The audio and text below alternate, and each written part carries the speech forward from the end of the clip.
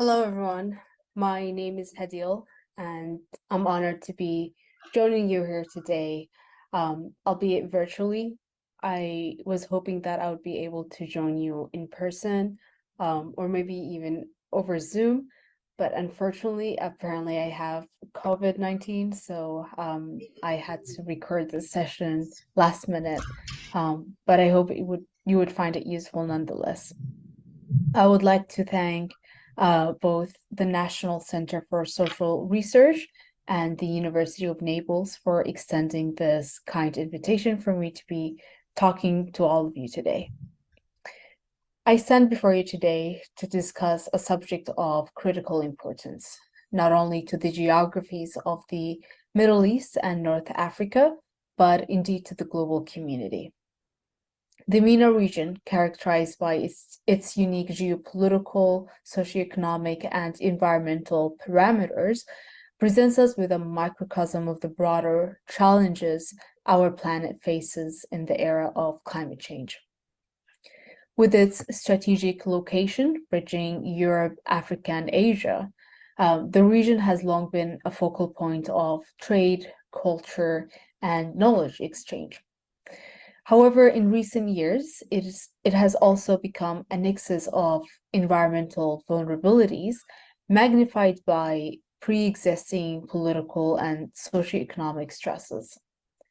These vulnerabilities, which encompass water shortages, desertification, and extreme weather events, among others, are not just ecological in nature.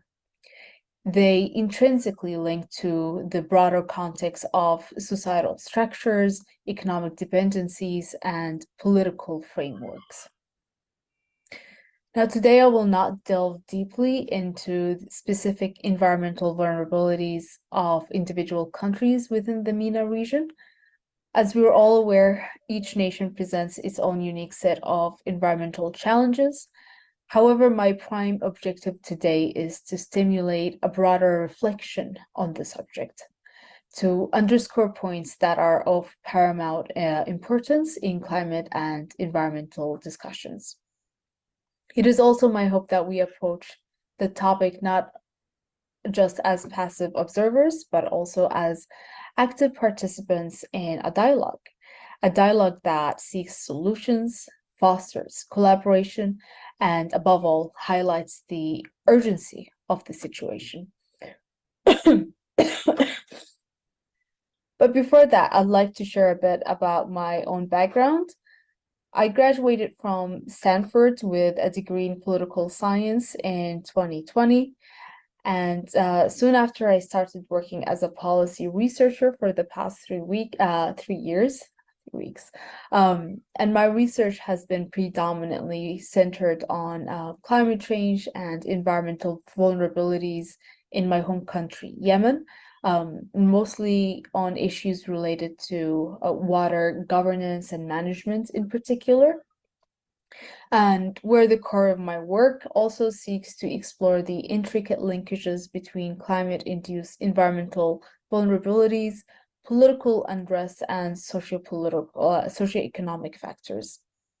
And given this focus of my research, my discussion today may contain a more pronounced references to Yemeni context. However, I believe the underlying themes and insights can be extrapolated and applied to various other countries within the region.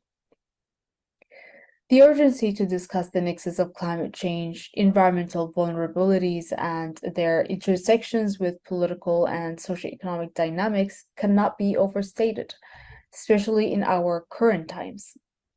Within the MENA region, conversations have traditionally been dominated by immediate security concerns, political unrest, and present socioeconomic challenges. And as a result, environmental considerations, despite their profound importance, they often find themselves relegated to the peripheries of this discourse. And it was during my initial time into the field that I realized a significant gap in our understanding of the region's environment. And more critically, a bigger gap exists when it comes to investigations led by local researchers. And individuals who are, by virtue of their intrinsic connection to the land, they bring nuanced perspectives and deeper contextual understandings. And this deficit in localized research and dialogue is concerning, not only because the environment is intrinsically valuable, but also due to its intertwined relationship with the very fabric of our societies. And after all, resources are elemental to our survival. And every droplet of water we consume, every parcel of land we cultivate, and every breath that we inhale is a testament to this intertwined relationship. As such, while environmental considerations might appear as an afterthought in policy circles or even societal conversations, they undeniably steer many societal undercurrents. And here I want to emphasize this point, which is how environmental concerns are often overlooked both in our collective national or regional dialogues and in our individual priorities. And we tend to compartmentalize climate change as a distant threat, an issue that future generations need to tackle, not us. And this perception creates a dangerous complacency, leading us to believe that we have the luxury of time, which we don't. Yet a closer examination of the daily realities across our region and the pivotal political events over the past years reveals the pressing influence of environmental issues in our socio-political structures and on our daily lives. The other day, I was watching this dystopian movie, and it was set in the aftermath of climate change, right? And the movie was depicting people in a developed Western nation as they were queuing for water. Now, for someone like me who comes from Yemen, this fictional portrayal was eerily reminiscent of our lived experiences in my home country, Yemen, for at least the past decades. And, it was already the reality of many more disenfranchised people who live on the fringes of society. And so yeah, these long lines of women and children under the burning noon sun, waiting their turn to fetch water, that would last them for a day or two until they have to make this trip again. These scenes are neither fictional nor distant for many of us who come from the region. And now, I know that some of you might argue that, the present situation in Yemen is attributed to failure of governance or to the ongoing conflict, and you're not wrong. But it's crucial to understand the compounding effects of climate change. Everywhere, including outside of the MENA region, climate change exacerbates pre-existing vulnerabilities, be it failure of governance, corruption, inequality, sectarianism, racism, etc. And so in the absence of robust systems, these compounded challenges manifest intensely, reinforcing the interconnectedness of environmental and socio-political and economic challenges. And the impacts of climate change are not looming in the distant future. They are already manifesting in palpable ways across our region. Consider the alarming rise in temperatures, with extreme heat waves reaching over 50 degrees Celsius in recent years in places like Iran, Kuwait, Oman, Saudi Arabia, and Emirates. Dust storms have become more frequent and intense across the region, severely impacting air quality, visibility, and public health.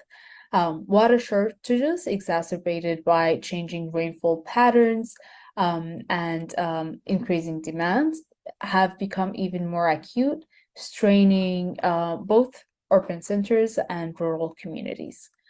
And the region has also witnessed unexpected flooding events, disrupting life and infrastructures in places unprepared for such events.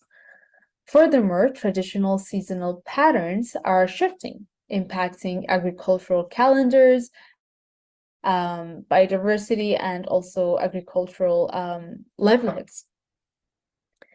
These events are not mere anomalies. They are stark indicators of a changing climate that we are already living through. And so let's delve deeper into why the MENA region in particular stands out as especially vulnerable to the challenges posed by climate change. Firstly, there's the matter of geography. The region's natural setting already predisposes it to environmental stresses. Take water scarcity as a prime example. Many places in the MENA region are inherently arid, with many countries receiving less than 250 millimeters of rainfall annually. And just for comparison, the global average stands at around 1,000 millimeters. So this rate positions the MENA region amongst the world's most water deficient regions. And as climate change progresses, this scarcity is only predicted to intensify due to the erratic rainfall patterns and increased evaporation rates. Yemen serves as a poignant example of this vulnerability. I grew up hearing that Sana'a, the capital of Yemen, is going to be the first capital in the world to run out of water, either by 2025 or 2030. And even though we haven't completely run out of water, we are actually approaching our limit. As of today, almost half of Yemen's population are lacking access to clean drinking water. But geography, even though geography plays this significant role, in my perspective, the more critical vulnerabilities stem from the region's socioeconomic structures and political systems. And that's because while climate change poses natural threats, it is the human-made systems in place that often determine the scale and severity of the impact. And let's take socioeconomic disparities as an example. The inherent question here is who within a community gets prioritized access or just access to essential resources. And it is not really about the availability of resources, but also how existing socioeconomic structures distribute or in many cases withhold that access. And it's also about the quality of the accessed resources. Now, in a society, the scales are often tipped against the poor. They consistently find themselves at the shorter end of the resource stick, struggling to secure basic necessities. For example, in Yemen, people mostly rely on commercial water tanks for their water needs. This is due to sporadic municipal water supply, which is sometimes as limited as 2 hours in a month and only for a minority of the population. And so many resort to relying on street tanks filled by, charitable organizations or drawing water from mosques, especially with the surging prices of many of these commercially supplied water. And while commendable in intent, these sources, talking about, water in mosques or in the public water tanks, so these sources often do not meet the essential water quality standards, posing significant health risks. And this lack of access to clean drinking water already contributed to the outbreak of cholera in Yemen, with more than 2.5 million suspected cases and more than 4,000 deaths. But the disparities don't end with the poor. You also have groups such as refugees, immigrants, and other disenfranchised groups within, each society who usually lack access to these resources. And one such group that is integral to the fabric of the MENA societies, yet who consistently find themselves undervalued and marginalized, are women, especially rural women. Rural women face a double jeopardy, where their gender, coupled with their economic status, often relegates them to the lowest rungs of the economic ladder. And even though they are the backbone of essential sectors like agriculture, their access to resources is paradoxically limited. In Yemen, for example, rural women make up half of the agricultural workforce, and they are responsible for around 75% of all of the land cultivation activities, yet they own less than 3% of all land titles in the country. And in places like Yemen, land ownership often dictates access to and ownership of water resources, since people rely on underground water extractions to meet their water needs. On the political front, there's a central issue of representation. And that means, who gets to have a say about how resources are managed and how they are distributed. And across the region, the prevalent political systems often fall short in truly reflecting and addressing the needs and concerns of the citizenry. In fact, were they indeed responsive, we wouldn't have had the Arab Spring transpiring across the region in 2011. And so it's an uncomfortable reality, but many of our political frameworks in the region are characterized by authoritarianism and exclusionary practices. And such systems often prioritize the interests of a select few on the expense of the majority. And complementing these structural challenges are societal systems with deep-rooted customs and cultural expectations that hinder certain groups, like women, from taking on active political roles and voicing their concerns. And such social constructs further diminish the avenues for a more inclusive dialogue and governance. For example, despite the fact that the majority of water users in rural communities in Yemen are women who use water for household needs, as well as for agriculture, and also for grazing. And despite the fact that women shoulder the burden of having to fetch water, often walking long distances that could reach up to 2 kilometers, and often finding themselves having to leave school, especially when it comes to young girls, in order to take on this responsibility. And so despite these facts, women don't have a say in how the natural resources and how water is managed in their villages. Not only they lack official channels to voice their concerns to official structures, but also they cannot utilize tribal structures that are often available to men, and which often replace the role of the state. The reason for this is the strict social customs that prevent women from speaking with men who are foreign to them, who are unrelated to them by blood. And this lack of inclusive political structures is not merely an issue of representations, it's also a crisis of genuine advocacy. And when disenfranchised groups, whether based on gender, economic status, ethnicity, etc., when these disenfranchised groups do not have adequate platforms to influence environmental and resource management decisions, there is a real risk of their interests being overshadowed. And it becomes perilously easy for their concerns to be relegated, even when decisions are being made by individuals who may superficially represent them, such as elite women representing broader female interests. In fact, this is a common complaint that I've always heard in my research.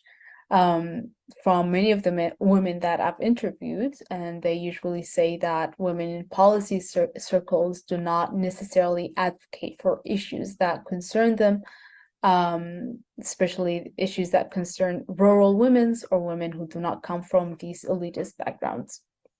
And this is why it's imperative to always take into account the input of the different groups and communities, even in research by, for example, conducting participatory research methods that allow local communities to influence the scope and trajectory of the research projects to meet their specific needs.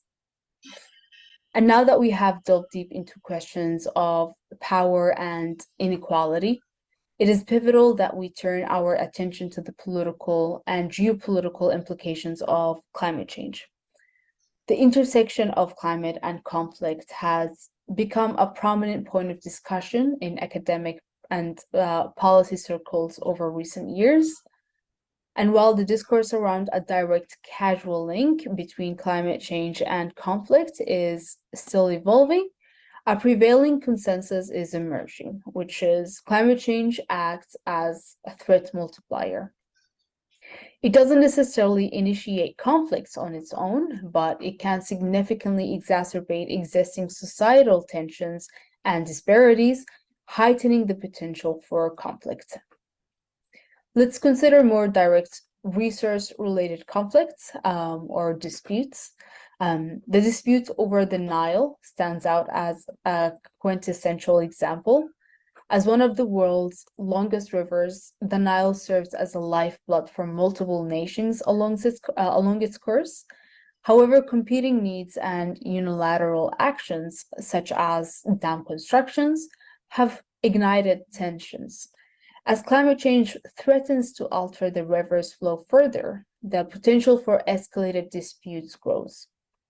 And the recent disagreements between Egypt, Sudan, and Ethiopia over the Grand Ethiopian Renaissance Dam highlights the complexities of balancing developmental needs, national interests, and water security in a changing climate. However, some conflicts, while ostensibly rooted in political or ideological differences, they have underlying resource control motivations as well. Yemen provides a telling case in point, where on the surface, the conflict in Yemen is often framed in terms of political power struggles and regional geopolitics and even sectarianism. Yet if we dig deeper, issues of resource control, particularly water scarcity and land use, these issues emerge as significant factors and driving force. Yemen, with its limited water resources and growing population, has seen increasing competition for these essential resources, and the societal stress caused by the scarcity, combined with existing political and regional tensions, has significantly contributed to the complexities of the conflict. For example, in 2004, as the Houthi insurgency was taking shape against the Yemeni government, the backdrop was the parched and drying lands of the Sada region, which is the stronghold of Houthis. Historically lush and known for its bountiful grape and pomegranate orchards, the once fertile grounds began to see diminished returns due to water scarcity and increasing temperatures. The ensuing agricultural collapse led many farmers to abandon their lands and facing both unemployment and increasing insecurity.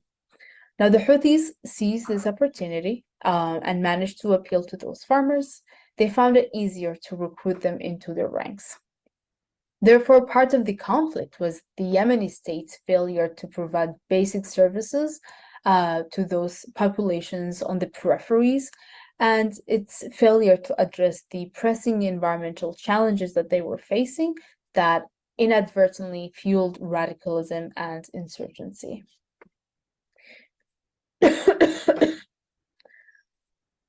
Fast forward to 2011, a wave of discontent, driven by similar grievances, took to the streets and this was not unique to Yemen, but was part of a broader regional upheaval, where government's failure to meet basic civic needs, aggravated by issues like corruption and inadequate responses to resource shortages, catalyzed these mass movements. And as we have seen, these eruptions of dissatisfaction continue to manifest across different countries in the region till today. And the trend, unfortunately, seems poised to persist, especially as resources become even more strained due to the impacts of climate change. And now that we have explored some of the foundational challenges and vulnerabilities rooted in the region's socioeconomic and political fabric, it is pertinent to shift our focus to potential solutions and pathways forward.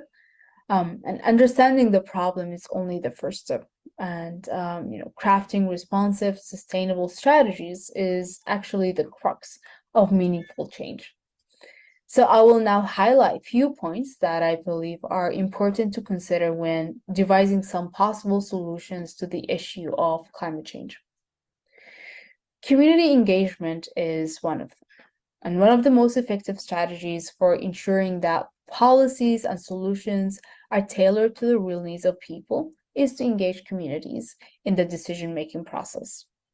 And this not only provides a platform for marginalized voices, but also harnesses local knowledge and expertise that might otherwise be overlooked. And it was during my research that I often found locals emphasizing this point, where they would mention some examples of the ill-devised water management projects implemented by international organizations that do not utilize local knowledge. For example, in one of the cases that I worked on, an international organization provided, it was trying to build a dam in one of the villages, and it brought engineers from outside of the area. Now, unfortunately, the engineers devised this dam without the help or the consultation of locals, such as farmers, who were more knowledgeable about their local environment. And what happened is that they ended up building the dam in the way of flooding. And so the dam was destroyed the next time a flooding hit the region. And this is why local knowledge is very important to consider in these cases. Now, regional collaboration is another important point in these discussions, especially since the challenges posed by climate change are not confined within national borders. And regional collaboration can pool resources, knowledge, and expertise, leading to comprehensive solutions that benefit all. And in the absence of regional collaboration, regional conflict could take place quite easily. Investment in research and education is also very important. Addressing the gaps in our understanding of local environmental challenges requires targeted research. And as I mentioned before, we need more participatory action research methods, whereby those who are the most impacted by the research should be the ones taking the lead in framing the questions, the design, the methods, and the modes of analysis of such research projects to ensure local ownership and to truly meet the needs of the research communities. Furthermore, there is a clear need to educate the public on the realities of climate change, especially to nurture an informed and engaged community. And this need is heightened in today's digital age, marked by the rapid spread of information and, unfortunately, misinformation as well. Recently, I've been observing a concerning trend. There has been this rise of conspiracy theories related to climate change and extreme weather events that are happening in our region. And many messages that I have been receiving, either from friends or in family groups on social media, they suggest that the extreme weather events that are happening in the region are engineered by Western powers. It's part of this evil master plan, by Western powers, where Middle Eastern governments are complicit in it somehow.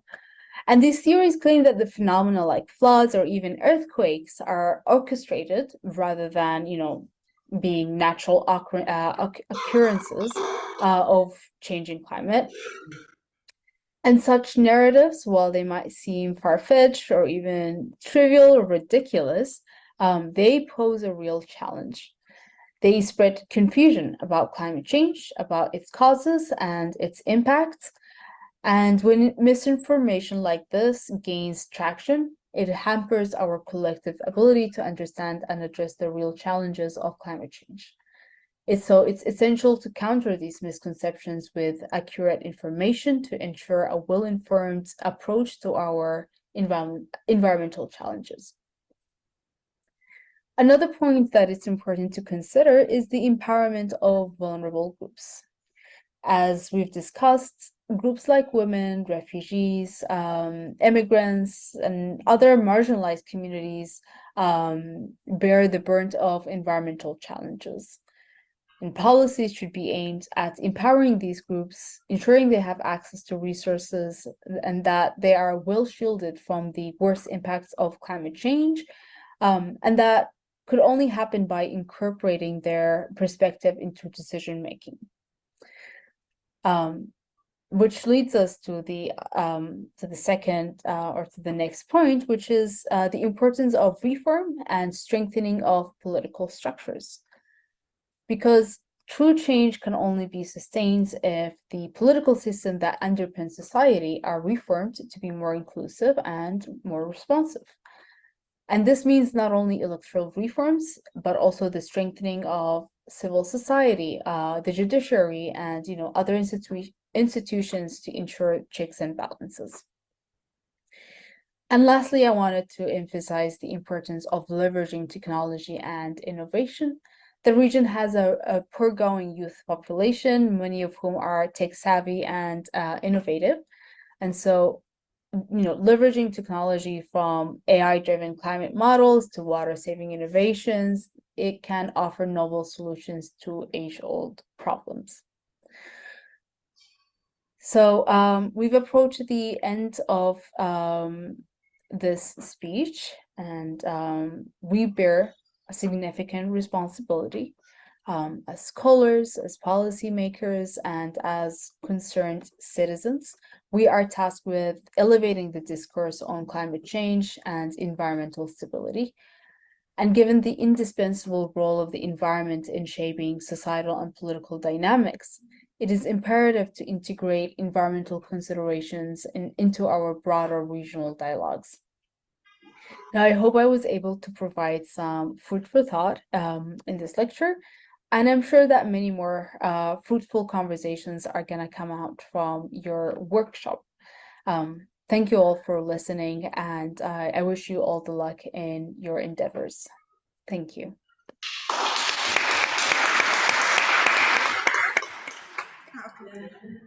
Okay, so if Hadil was here, I think she'd be able to hear our applause and our gratitude for a very comprehensive presentation, very comprehensive speech. It did throw a lot of ideas, suggestions in terms of the engagement between scholars and policymakers on the climate agenda.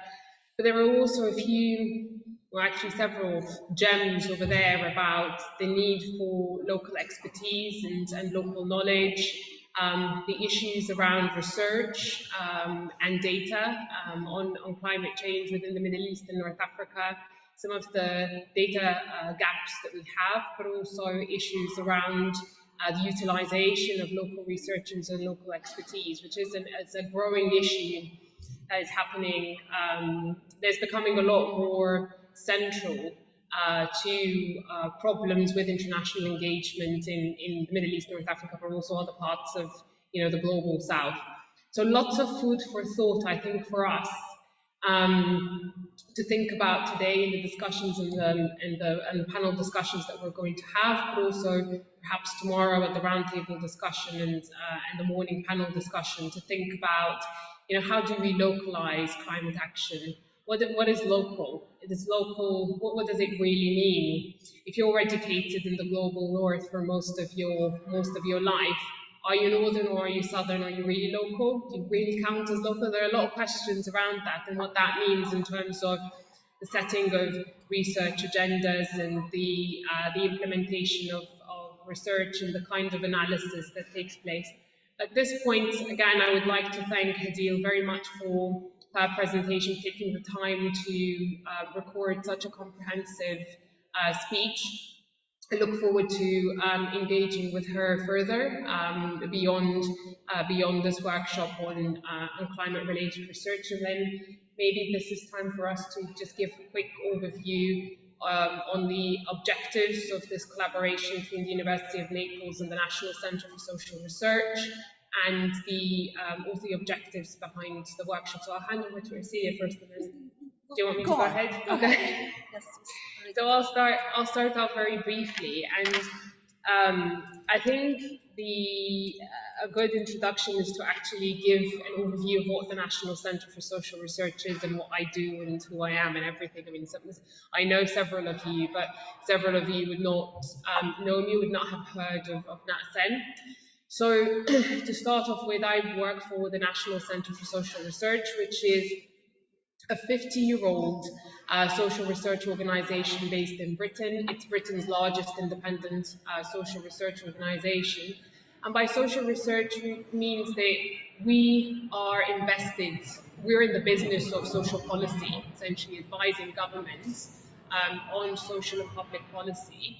And for the majority of our history, the focus was on advising the British government, so really working with different government departments, helping them understand how to tailor their approaches to the needs of the British public. And we have a Scottish arm to the organisation called NatCen. The London arm is NatCen. And I was brought in about a couple of years ago to expand the international operations or the international footprint, to take everything that's good and that's significant about NatCen into the international sphere. So now we've got NatCen International, and we are a team of multidisciplinary researchers, two of which are here. So you'll meet Anne and Felicity, who are members of that team. And what we do is we focus on improving global social and public policy. We work with governments, civil society organizations, academics, researchers around the world in order to find new ways to address old problems and address those global challenges that we face. And at the moment, as part of our global strategy, there are three areas that we're heavily invested in. Climate change being very much one of them, migration another, and global health is the third. And most recently, we started looking at technology and artificial intelligence and how they interplay across those three research agendas. But why are we here today, and why is NatCen International invested in that collaboration with the University of Naples to look at the impact of climate change in the MENA region, and particularly the gendered impacts of climate change? There are several reasons for that. The first one is, of course, a recognition on our part of the urgency of the crisis that is happening within that geography, within the Middle East and North Africa. Most recently, we've seen the floodings that have taken place in Libya and the impact that's been taking place across the political, economic, and social spheres in that country, but also the knock-on effect across the entirety of the region. Other countries, and Hadil mentioned and spoke extensively about the situation in Yemen, but each country of the Middle East experiences climate change in its own way and faces particular challenges associated with it. And those challenges, we believe, need to be addressed in both a coherent way, but also in a way that takes into account the specificities of each context. The Middle East is composed of countries that are really wealthy, really rich, very capable, like the Gulf countries that experience particular changes related to climate change. And then there are other countries that are really poor or extremely under-resourced, like Yemen, for example, Djibouti, and other countries that are undergoing political unrest that exacerbates the impacts of climate change. And so we're very much at that intersection between socioeconomic factors and climate-related or climate-induced challenges. Now, the other reason, of course, why we think this is extremely critical is because of the cascading effect that climate change has on key agendas that have been at the forefront of the region for so many years, food insecurity being definitely one of them. And I've worked extensively on the food insecurity situation in Yemen, for example, where there's been a lot of emphasis on how do you inject sustainability within the Yemeni context. How do you, in a localized fashion, work across different regions, different parts of the country, to put it on a sustainability path, and who are the key actors that need to play that role? Is it the private sector? Is it government? Is it international organizations, and so on? And so we realize that food insecurity is becoming a major issue. Egypt is another country where food insecurity is becoming quite a looming threat. And as Hadil mentioned, Yemen was one of the countries that are expected to run out of water, first in the world, but the MENA region as a whole is projected to be the first region in the world to run out of water, and the knock-on effects on that are going to be quite serious. But beyond all of that, the impact that has had on the social, economic, and political landscape has been quite serious. And Hadil did mention that the links between conflict and climate change can be a bit tenuous or a bit contested within the literature. But what we know and what we're experiencing on a day-to-day basis in the region is that climate change is exacerbating conflict in a very acute way. There's a recent incident in Libya, for example, where people were forced to dig through concrete in order to reach water because a rival militia had shut off the flow of water in order to put pressure on them to release a prisoner, right?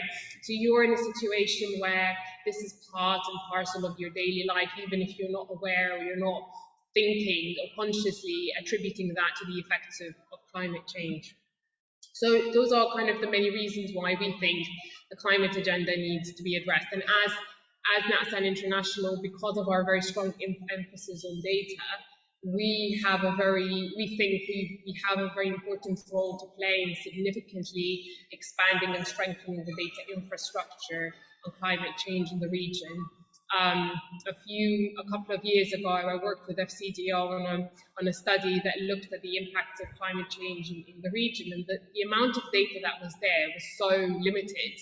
There's so much we don't understand in terms of what kind of impacts are there, how they affect different parts of the population, and particularly the gendered impacts. And adopting an intersectional approach is really important. We know that women are impacted by climate change in a way that is different from men. It's more distinct, and that is very much cross-cutting issues around internal displacement, migration, and a host of other issues related to the adverse impacts of climate change on agriculture, for example, and so on. We also know that women immediately become more vulnerable to other things as a result of climate change, like trafficking and sexual exploitation and so on. And those are issues that we would love to dig and understand a little bit more deeply in this day and a half, in order to not just advise policymakers, but start identifying the data gaps and build a stronger data infrastructure that we can rely on to address the impact of climate change. So across this day and a half, if you look at the agenda, the way it's structured is each kind of part or each session complements the other. The first part focuses on how women are demonstrating leadership in climate action in the MENA region. We want to understand, what are the different facets of that leadership? What are the challenges that women are experiencing? What are the opportunities? How are they playing important roles in that space?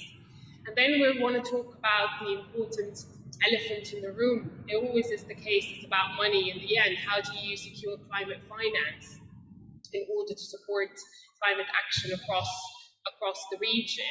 What are the innovations that can be put in place in terms of climate finance? What is the scope of complementarity between international funding mechanisms and local funding mechanisms that need to be in place? So we want to understand that a little bit further, understand also where women can be part of that conversation. We know that women struggle to get bank accounts a lot more than men do. So if you can't get a bank account, how can you access, finance? So very, very basic issues, but they are big challenges in terms of women's leadership. And then we want to understand if there are important case studies, examples from other regions, other parts of the world, South and Southeast Asia being one of them, that can be scaled up and taken and drawn upon within the Middle East and North Africa. And finally, big question is, what is the scope of complementarity between international and local? How can we foster global solidarities there?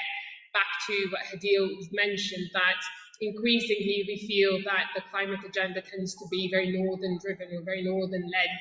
How can we foster kind of genuine local, regional leadership in that space that is able to identify and push forward regional agendas and ensure that not just the voices of the region are heard, but that there is true partnership and true solidarity there in addressing the climate agenda.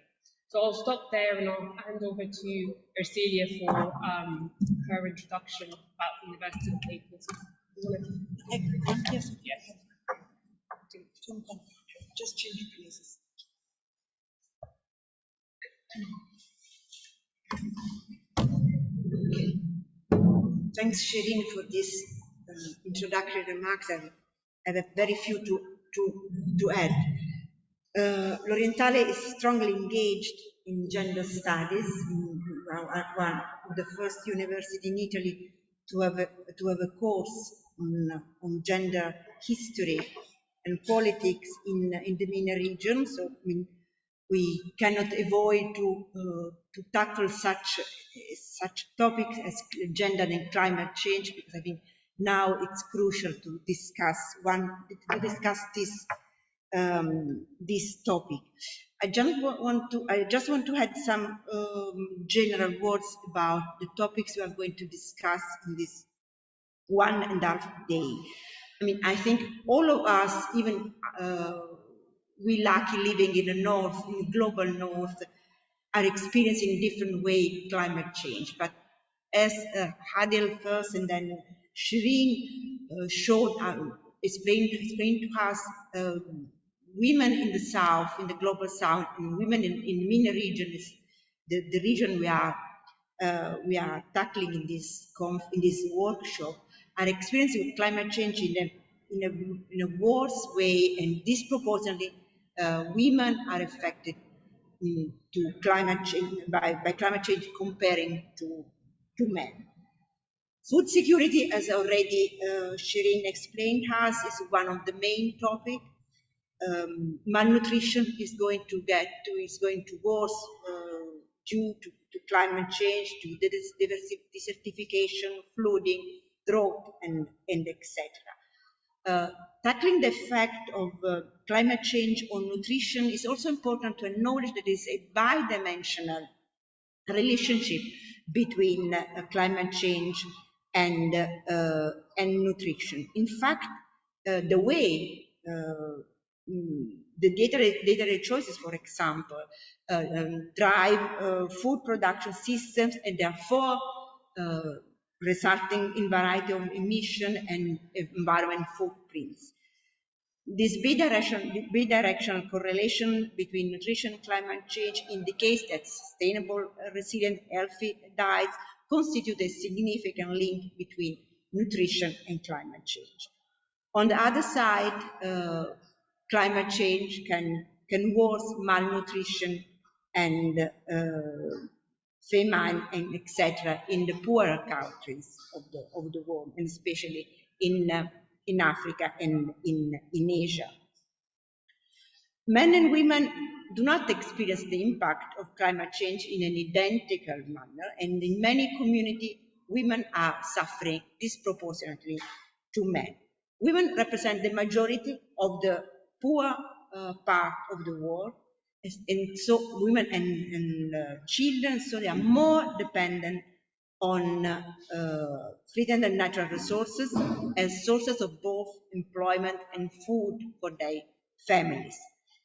In many community, gender role remain mainstream, and this creates a difference in men and women's approach, for example, to financing, to responsibilities, to involvement in decision making, access to land and natural resources, opportunities and needs. In connection with this more traditional gender role, it's not uncommon for women to have less access than men to resources such as land, for example, agricultural inputs, decision-making structure, technology, and training.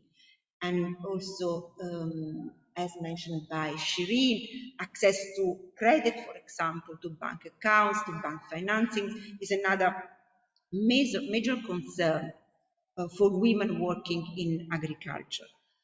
Women working in agriculture in North Africa and in Africa are the majority of the women labor force. In North Africa, more than 60%, and in some region in sub-Saharan Africa are more or about 90%. So you can imagine how any change in agriculture can affect the lives of the women. But on the other hand, for example, in my research on women and labor in North Africa, I found that women have played a pivotal role in protecting the environment, managing, for example, the natural resources, protecting them from depletion, contributing considerably to water and energy management, and maintaining a clean environment. I think that strengthening this, let's say, traditional role of women engaging in agriculture is fundamental to both adapt and to fight against climate change. In general, a more comprehensive and gender inclusive policies are needed to face the challenge of climate adaptation and mitigation. Another issue we are going to tackle in this conference, how international actors, UN agency, governments, international NGOs, academia also, can support gender inclusive climate action in Africa. International Union for Conservation of Nature and Natural Resources estimates that the number of women suffering from natural disasters is 14 times than of men. The link between gender equality and climate action was already established by the UN at Beijing Platform Action as early as 1995. Nonetheless, still many governments try to separate the two agendas instead of seeing the importance of connecting them. It is becoming increasingly clear that these government and international organizations are not involving women sufficiently in their deliberation and proposal, nor are they seeming to factor in the significant impact of gender discrepancies and inequality in relation to climate change. For example, only 33% of environmental sector ministries have a gender focal point. To understand what is happening on the ground, as well as when and what change can realistically be introduced, this government and international organization must engage in discussion with the affected women. They must also work with women who are crucial to the implementation of new energies, including at the household level. For example, many communities switching to cleaner energies will only work if women are willing and able to embrace this change within their own domestic context. However, if politicians are willing, existing institutions at local level, for example at the village level sometimes, can be utilized to involve women in the decision-making processes. There is a need to further to give further incentives and to foster the action of women in connection to climate change decision and action. Moreover, the number of research on how the goals are interconnected is still limited. In this field, academia has, I think, a major responsibility to foster new research and new collection of data, for example, to understand how to challenge the climate change. Action on climate change are not gender neutral. They can either reinforce or exacerbate inequalities. Gender inequalities can be identified and addressed as countries and communities review their gender paradigm in response to climate change. Moreover, as climate change mitigation and adaptation action become increasingly necessary, the distribution of funding and the potential disparity in access to and control of resources between men and women under the prevailing system and mechanism will increase. A fundamental action by international actors may consist in addressing the biases existing in the access to financial resources available to help mitigate and adapt to climate change, which are often less for women than for men. The root of many challenges in North Africa and in the MENA region is the patriarchal nature of society and the low level of participation of women. From the formal economy to government, women's representation and participation rates are some of the lowest in the world. Women in the MENA region area are removed from the core of public life and political engagement. Therefore, our ability to manage challenges of climate catastrophe is set to fail.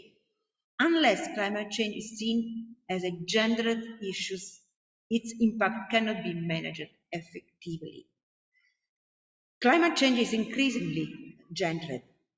Vital to addressing the climate crisis is recognizing the inequalities that perpetuate it and impact on such inequalities on men and women in Africa.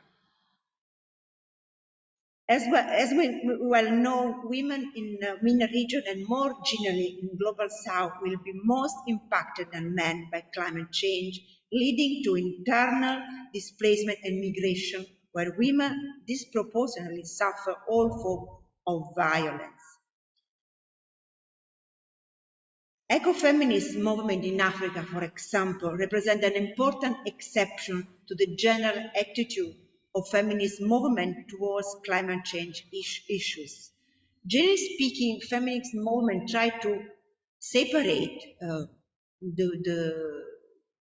their action against gender inequality from action against climate change. But on the other side, as stated in many reports, it would be crucial at this point to combine feminism with climate change issue, or at least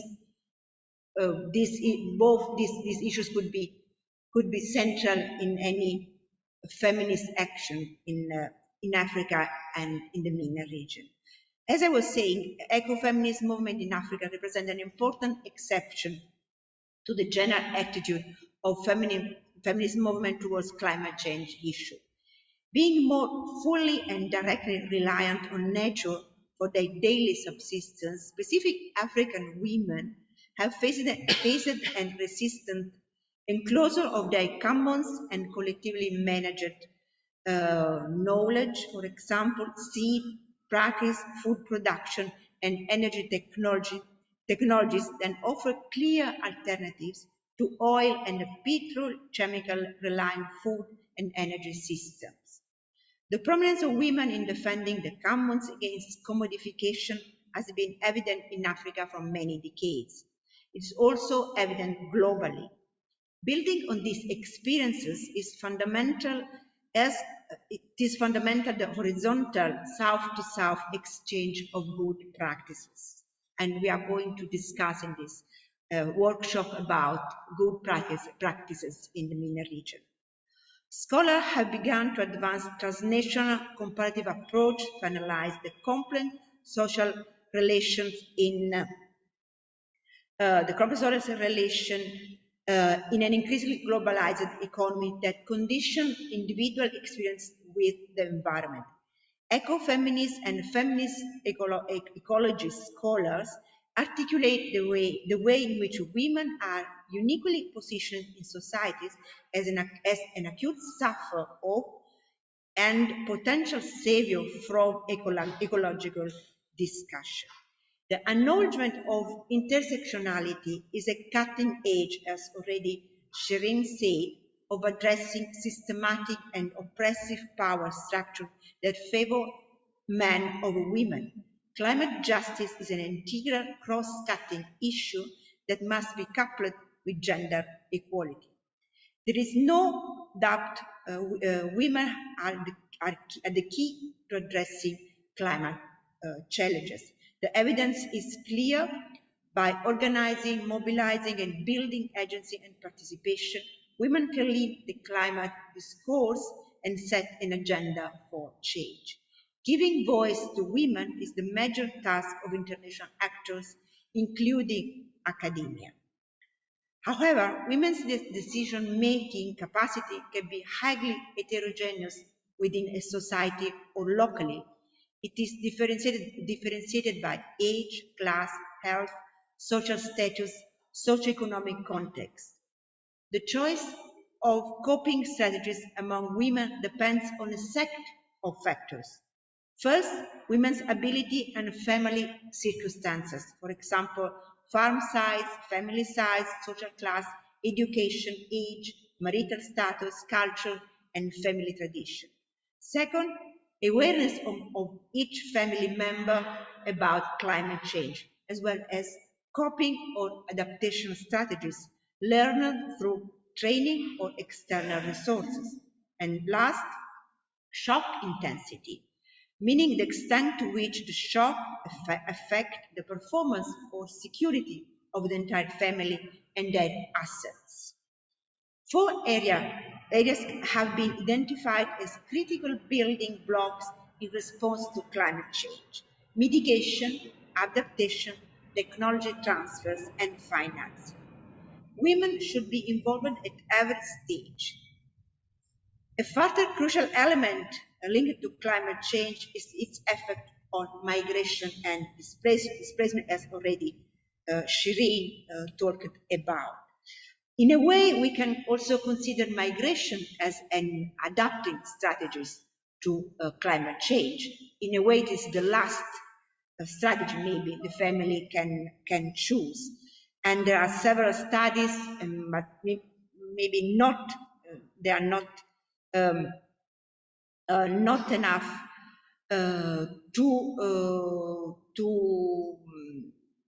to analyze the impact of climate change, of migration, and considering the migration as one of the strategies for coping with climate change.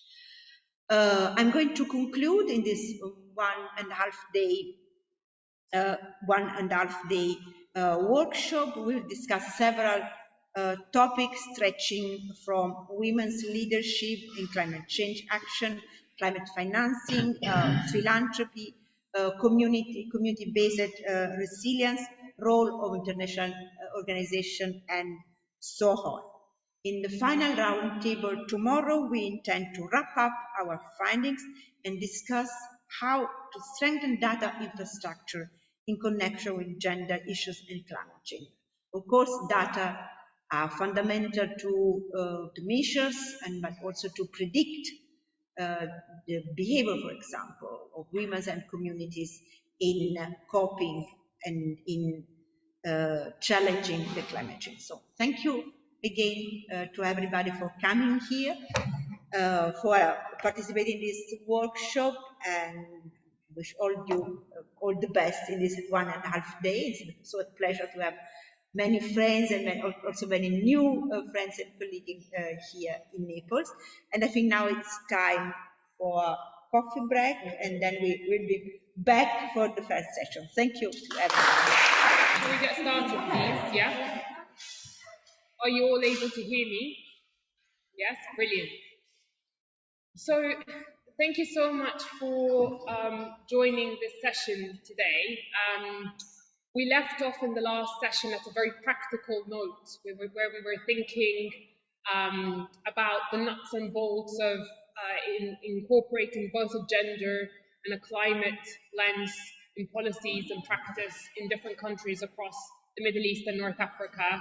We tackled a number of the challenges associated with emphasizing form over substance, some of the political economy challenges associated with, can you hear me? No? Okay, is that better? Sorry, they can't hear me, so okay, is that better? Okay. So just to say that we, in the last session and earlier this morning, we ended the last session at a very practical note where we were discussing the nuts and bolts of operationalizing policies that combine both gender and climate action together. We also addressed some of the political economy challenges related to implementing and strengthening climate action in a number of countries in the Middle East, and we focused primarily on Egypt and Tunisia and Yemen. Now, for this session, we are going to have a more practical, again, policy and practice-oriented discussion around climate finance within the MENA region. What are the opportunities and challenges in climate financing? And I've got a very illustrious panel here with me. But let me just say a few words about why this discussion is important to kind of anchor it in a few areas or issues that we would like to discuss. So we're all aware of the recent events in Libya. They were quite a sobering reminder of the need to look at climate action in the region more urgently, but also from a more holistic perspective, addressing issues around the politics and the economics of it, but also issues around finance.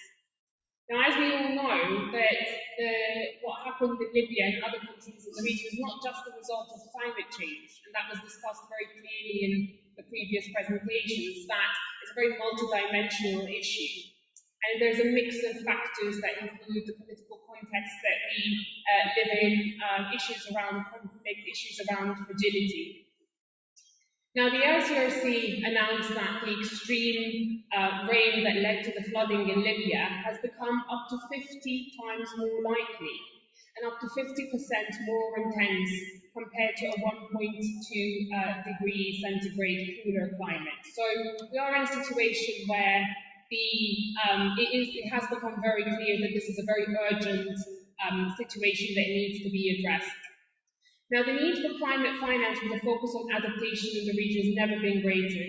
But there are a number of key challenges that face this region, and I want to kind of point them out very, very quickly to all of you. The first one is that, as we discussed earlier today, that the Middle East and North Africa includes a diversity of countries. There are different stages and different types of levels of wealth and technological advancement. So, on one extreme, you've got the Gulf countries, and the other extreme, you've got Yemen and Djibouti, and countries that are facing developmental challenges, humanitarian crises. The second issue that we need to think about is also that the majority of funding that goes to climate finance within the Middle East and North Africa has gone into mitigation rather than adaptation efforts. So that's something we need to think about. Why is that happening? And how can we balance both mitigation and adaptation in the region? There's also a very strong concentration on large infrastructure projects rather than smaller community-based funding. And that is a problem that has been the subject of discussion within a number of international organizations on how do you make climate finance fit for purpose. And then there's also limited attention to strengthening capacities to cope with climate change in the region. We're all aware of that from the previous discussion. We looked at community-based approaches. In Egypt, for example, that example of the community kitchens, and the issue around strengthening capacities and strengthening and raising awareness.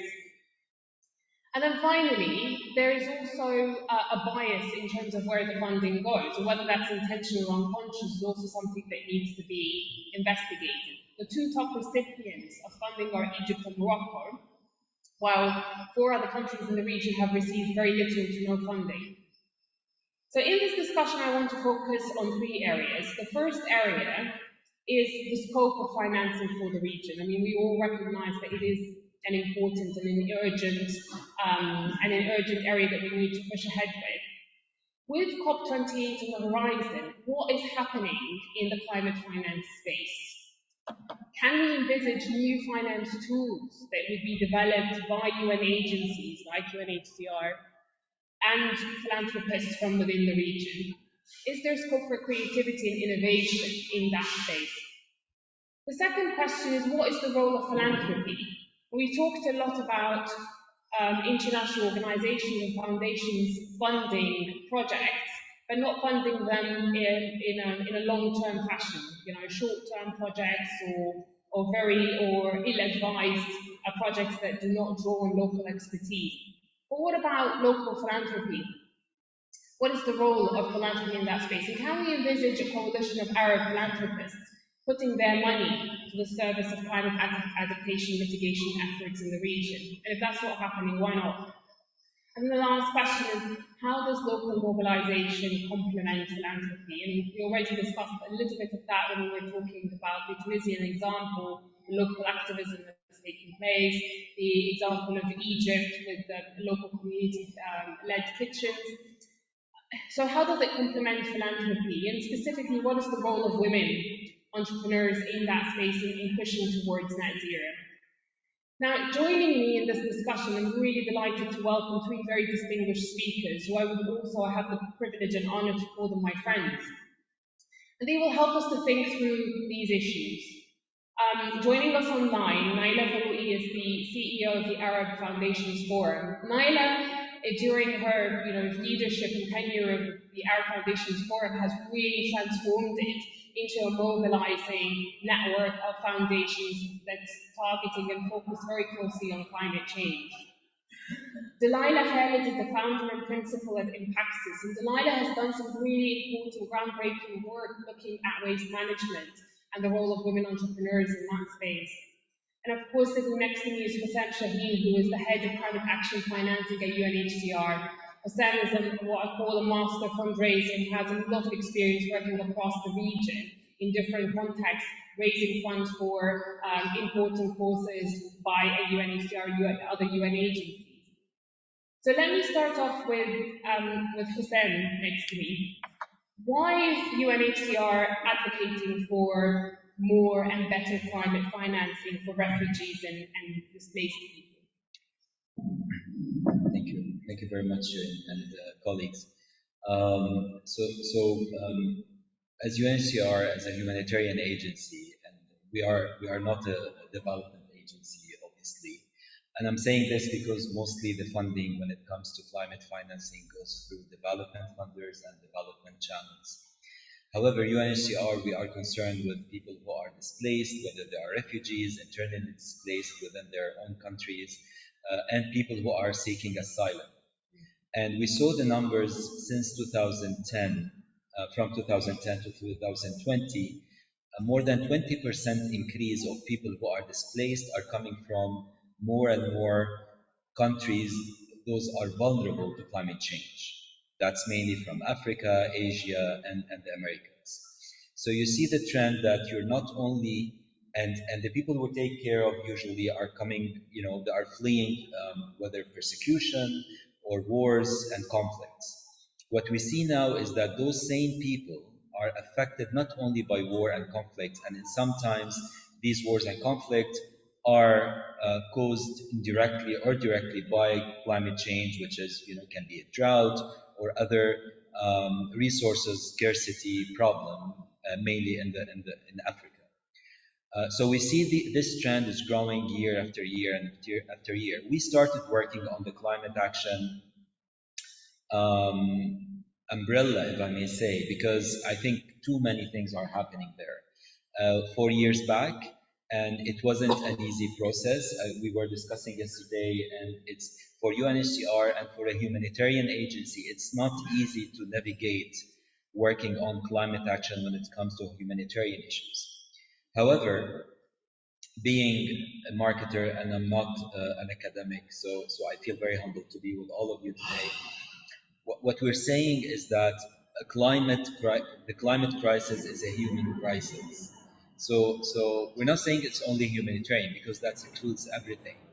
But when it comes to the human crisis, we know very well that displaced people all around the world, and we're talking now this last year, unfortunately, a record number of 110 million displaced people globally because of different reasons, from refugees, internally displaced, and around 20 million, the last number is directly caused by climate change impact, right?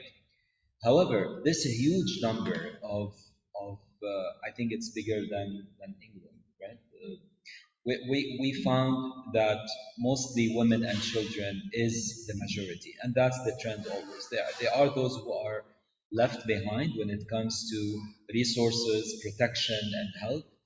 And this is where UNHCR comes with other partners, whether they are NGOs and others, to try to find a way. What is the net of protection, mainly for those women and children, but not only that, for all displaced people around. So this is the motive of UNHCR getting engaged. I have to admit that we are still navigating that space. So I'm coming to you now, and I have more questions that you might do. But I think it's a road that we need to figure out very quickly. It's a way that we just need to understand whom do we play with, who are the stakeholders, how do we sort it out with governments, hosting governments, and just because we don't only take care of those who are displaced, but as well with hosting communities where it's mostly developing countries and not developed countries. We're talking about the Middle East, Africa, Asia, in these cases mostly. So should I stop here, or yeah, good, okay. So thank you, Houssam. And if we were, so it's very interesting to see. Oh God, did we lose Dalila and? Okay, sorry. So we thought we lost you there for a second. Based on the UNHCR, I mean, UNHCR it's very interesting to see that level of commitment to climate finance, to be honest, because the academic literature, as you know, tends to be quite contested. We understand that climate-induced factors can exacerbate, migration can exacerbate displacement and so on, but it's not the only cause, and it's not necessarily the primary cause. It's a multiplier. It's got a multiplier effect, as you say. And I'd be curious to know just some of the challenges and the opportunities that you're experiencing in terms of generating interest around that commitment. Are there particular challenges that you're experiencing, and where do you see the opportunity? Very important. So mainly the challenge is so far within the system, and when I say system, it's not only UNHCR. I think humanitarian and development organizations are struggling to find a way to raise funds and try to understand. And I was listening to you all, and I see beautiful community-based projects that they will need sustainability when it comes to funding, right? But even big organizations who would have usually access to big funding, they are not finding it so easy, because the narrative is still developing on funding for climate, so financing for climate change, and what does it mean. But the main challenge for us as a humanitarian organization comes from the development side of things. So if we are talking about sustainability, whether it's on the environmental side of things or from climate change and impact side of things, you should have durable solutions. You cannot think of a plastic sheet to help people who are fleeing. That first, this plastic sheet to cut, that is very important for people who are fleeing, right? In 24 hours. It's very important, but you cannot give them something first that is not sustainable environmentally, and we are advocating for sustainability. At the same time, how much this will stay with this family of 5 people to protect them from cold or heat, etc. So the whole mindset should change. And the challenge for us as people who are trying to work out the financing side is really to work through the system to find durable solutions and convince not only our organizations but as well as the donor countries, because so far what is sustainable causes, like we were talking about cars yesterday, it costs more. So how do we work on the supply chain to make sure that what is sustainable, what is climate friendly, can be more, make sure that is more affordable for humanitarian help? Thank you, Houssam. So, sorry, every time I move that. So the picture that Houssam has just painted for us is not very different from the discussions that we had earlier today, that it will take time to convince donor states, it will take time to develop the instruments and the mechanisms that would be useful and would be that will provide sustainable solutions or durable solutions, as you will. Now, if we were to look a little bit more inwardly, and here, Naila, I turn to you for your input on that. In the absence, or not just the absence, because of some of the challenges surrounding international finance, there's a lot more of responsibility, perhaps, that falls on philanthropists and donors from within countries that are experiencing adverse impacts of climate change. Now, your experience with Arab philanthropists, do you see scope there for Arab philanthropists to play an important role in terms of supporting and strengthening climate action? And what are the challenges from your perspective, and where do you see the opportunities? Great, thank you, Sherine. Can you hear me? Yes, yes. Great, okay, thank you so much. So, yeah, listen, I've been talking climate now nonstop for the last three weeks. So I'm right now at the Wings Forum in Nairobi. I just gave a closing plenary talk to kind of like, bring up the key theme and thematic areas that came out of the last 3 days here in Nairobi. And one of them was absolutely climate. My own organization, the Arab Foundations Forum, we held our own annual meeting about 3 weeks ago in Cairo and very purposefully made climate one of our key thematic areas across our 3 days. We hosted a climate roundtable of donors in the region that are not working in climate, but interested in working in climate. And so from the point of view of the opportunity, I mean, first of all, I don't think it's a question of an opportunity. I think it's a question of there's no other option, right? So at this point, we live in a region, so in the Arab region, Middle East, whatever you want to call it, we live in a region that is bearing the consequences of the climate crisis, in some cases more than any other area in the world, but then also is one of the least contributing populations to the crisis. So from the point of view of philanthropists and philanthropy and foundations in the region, it's been a little bit difficult to get people on board to make a commitment towards funding climate for several reasons. Number one, because we have so many other issues to deal with, right? And so we've had to find a way to connect the issues that we're dealing with in the region with the climate issue. And so we've had to kind of demystify this climate crisis from being a purely, scientific or academic situation to something that is already impacted by the key areas that our donors are funding. So if you're funding education, the climate crisis has an impact on education. If you're funding health, the climate crisis has an impact on health. At one point, I mean, we were talking, and this literally happened while we were in the middle of our forum, and this crisis in Libya happened, that flooding, and an entire village is wiped off the face of the earth in the middle of the night. And we were discussing it at one point, and one of our members said, we're going to talk about Libya now. We can't even, we're going to talk about climate. We can't even figure out what to do about Libya. And I was like, you don't see the connection. Like, how do you not see the connection? And so it's how to try to make those connections for people so that they understand that we're not asking you to stop funding the stuff that you're funding, but understand how to incorporate this issue into the priorities you already have. That's one thing. The other thing, and I think it really is possible to overstress how important it is to demystify this issue and to explain that it is something that not only can we not afford to act on it immediately, but one of the things that came out of our climate roundtable at the AFF meeting 3 weeks ago was the donors who had attended this meeting, who were interested in, possibly exploring the opportunities around funding for climate and making funding towards climate and nature in their funding priorities, was that, we're interested in learning about this. We'd like to do some exploration, and we're looking at, maybe in the next 5 to 10 years. And, literally myself and others who are advocating for urgent action on this said, jokingly but not jokingly, you don't have 5 years. Like, you actually will be, trying to swim across your own urban cities if you don't act on this now. There's not an option of trying to learn about this. So that's been, that's another place of kind of like seeing where is the opportunity to engage people around this.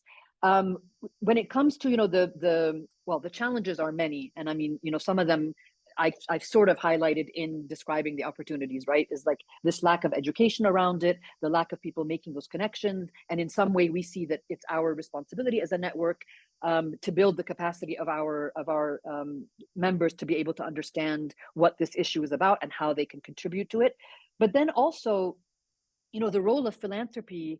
I mean, one of the things that's coming up for COP28, as you know, business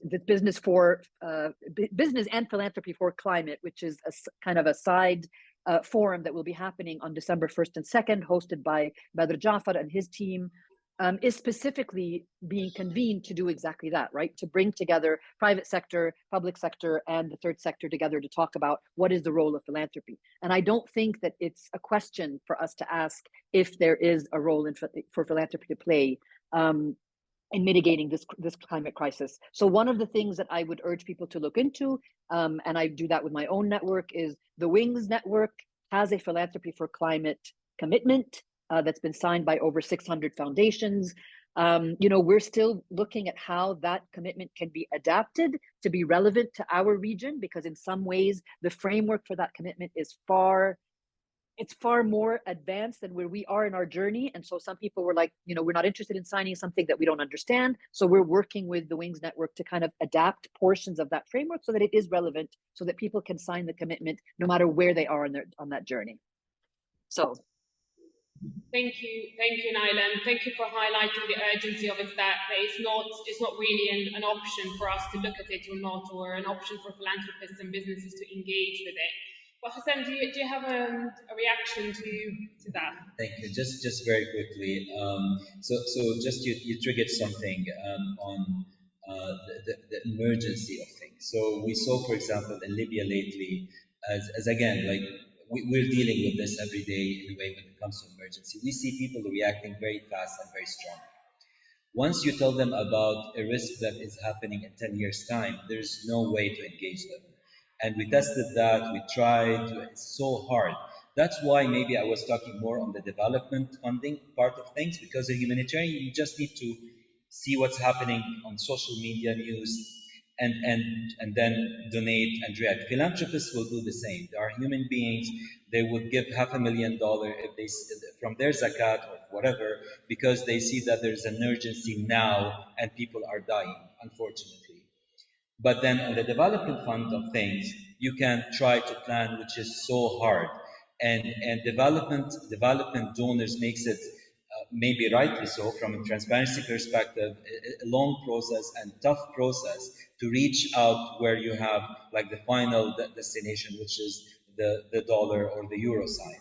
So I'm just saying, this is one of the challenges we were talking about, and maybe we should change the narrative and try from the beginning to link the emergencies scientifically but from more humanitarian perspective and a human perspective to what is scientific and how it is related to climate action and climate change.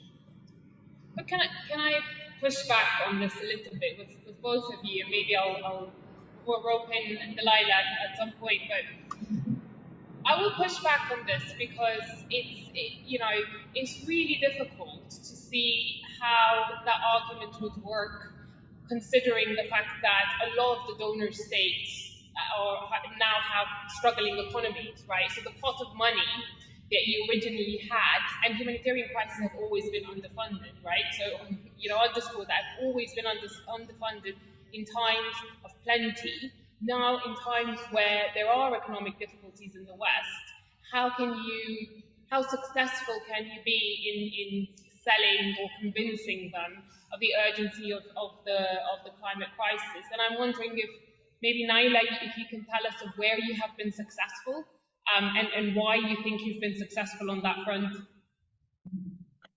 So, I mean, I think, I want to be very careful to defining it as success, because, it hasn't really yielded anything concrete other than to say, into the climate conversation in 2017. Can you hear me now? Yeah? It's okay.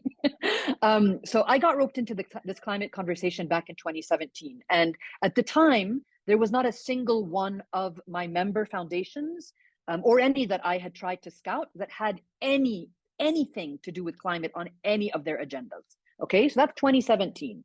I started having this conversation having come back from the G20 summit in Buenos Aires in Argentina, and started having these conversations with my network. From 2017 to 2020, nobody was willing to engage with me on this topic. Nobody, okay? It didn't matter how many times I put it on our agenda. It didn't matter how many experts we brought in to talk about how we can integrate climate into the Arab donor kind of agenda. All of these calls to action fell on deaf ears. 2020 is when obviously the pandemic. So that was one very easy kind of accessible way to say, if you didn't think the climate crisis was urgent, a month ago, it's March 2020, the entire world has shut down. We hope that maybe now you can see that correlation. So that was one thing. The other thing is the G20 summit was being held in Saudi Arabia. We have one of our very close member foundations, the King Khaled Foundation, that is based in Saudi Arabia. We started having conversations with King Khaled Foundation and introduced them to the F20 Secretariat. The F20 is the Foundation's 20, which is one of the 20s that reports into the G20 summit. So they have a couple of different ones, the Y20 for youth, the W20 for women, C20 for civil society. That introduction of the King Khaled Foundation to the F20 Secretariat led to the King Khaled Foundation becoming the host committee of the C20, so civil society, the Civil Society Host Committee for the G20 Summit. So it somehow, in a kind of tangential, indirect way, brought the climate agenda very much on the top priority list of the King Khaled Foundation. They've been one of the organizations so far that we've been able to engage on our climate action since 2020. So, they've funded some of our capacity development workshops that we've done around climate. They've attended any kind of climate-related conversation we're having, and they've at least verbally made the commitment that they will include climate as one of their agenda priorities. So it's a slow-moving process, but I think one of the key issues, Houssam, to kind of pick up a little bit on your point, is making the case for the urgency. Had to change the way I make that, okay? Because in the beginning, I was a terrorist. I was terrorizing people. I was making everybody afraid. I was like, you guys don't understand. We're all gonna die. And at one point, some of my foundations were like, you have got to calm down. Like, we're not going to come on board if you're gonna yell at us this way. And so I started making it like, okay, let's step back. Let's look at the science. Let's look at the data. And let's, sort of think about it in ways that are a little bit less scary. Thanks, Naila. So do you have any additional thoughts on? Just to say, there's enough money really to have additional and new money for climate action.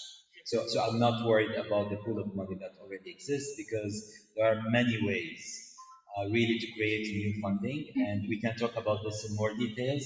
But priority, like countries who are prioritizing, they can really, if they want, that's politically not correct. If they're afraid enough of people moving to where they are, they would create that pool of funding again. Okay, brilliant. I think one of the points that really stood out about what Naila said and relates to my next question is just the power of individual activism and leadership in that space. I mean, everything that you mentioned around the King Khaled Foundation kind of moving from one space to the other, and then becoming an influencing factor in that space, and that all feeding back into the AFF really testifies to the fact that what we really need are more examples like that, more leadership, more commitment to pushing forward that climate agenda front and centre, so that it doesn't become an option and it doesn't become about just identifying opportunities. It becomes part and parcel of all the other agendas that we're dealing with.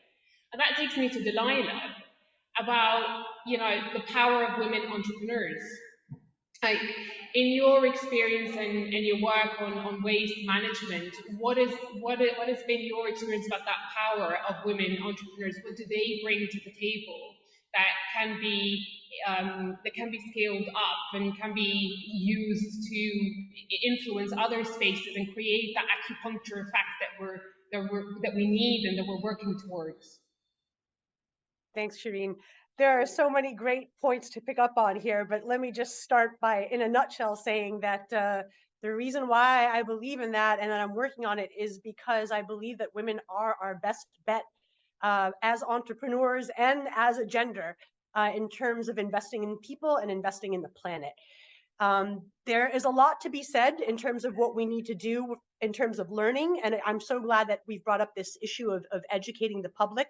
We also need to educate investors. Like that is where a huge disconnect comes. There's a real lack of understanding around what women bring to the table, what women entrepreneurs bring to the table, but also a lack of understanding how women intersect with climate. And my specific topic here, how waste intersects with climate and with women. Right. So speaking to the narratives that Naila just mentioned, it's funny, as I've been doing my research, I came across something recently that there are basically 5 narratives around, and I digress now for a moment, but I found this topic really interesting. There are 5 narratives that basically dominate climate narrative, right? So one is this optimistic, we have all these opportunities, we have to innovate. I love it. One is the moral argument, what Naila was doing, which kind of scares me, like that sense of urgency, the boat's burning, the house is burning, we all need to run for shelter. The scientific argument, the 1.5 degrees, the Paris Agreement, all of the jargon and the numbers, which are very impactful. The doomsday scenario, of course, and then the naysayers. So we're just going to put the naysayers aside for a minute because that's not even worth discussing. And what I try to do with my work is really connect all of those dots and give the audience a little bit of everything so they can see the whole picture. Because I'm not a scientist, but I work with the informal sector, I work with the private sector, I work with investors and governments. And lots of time what I find that I'm doing is actually translating from one to the other and making sure that we can all align on mutual purpose, mutual objective, right? And that's what I'm trying to do around women's entrepreneurship, waste, and climate, is by recognizing kind of what the connection and the impact is to take advantage of the momentum that's happening right now around waste and climate and push this issue higher up the global agenda. So before I jump a little bit further into women's entrepreneurship, let's take a step back and I'll give you the layman's version of a scientific analysis, right? Of why waste? Why is it so important? I think people don't really grasp the pervasiveness of the issue of waste and how it affects not only every aspect of our lives as individuals, but every sector, right? Every sector of the economy will be affected by climate change. Every sector of the economy has to reckon with its waste problem. And why is that? The goods that we currently produce, consume, and eventually dispose of account for 45% of global GHG emissions. 45%, that's huge, right?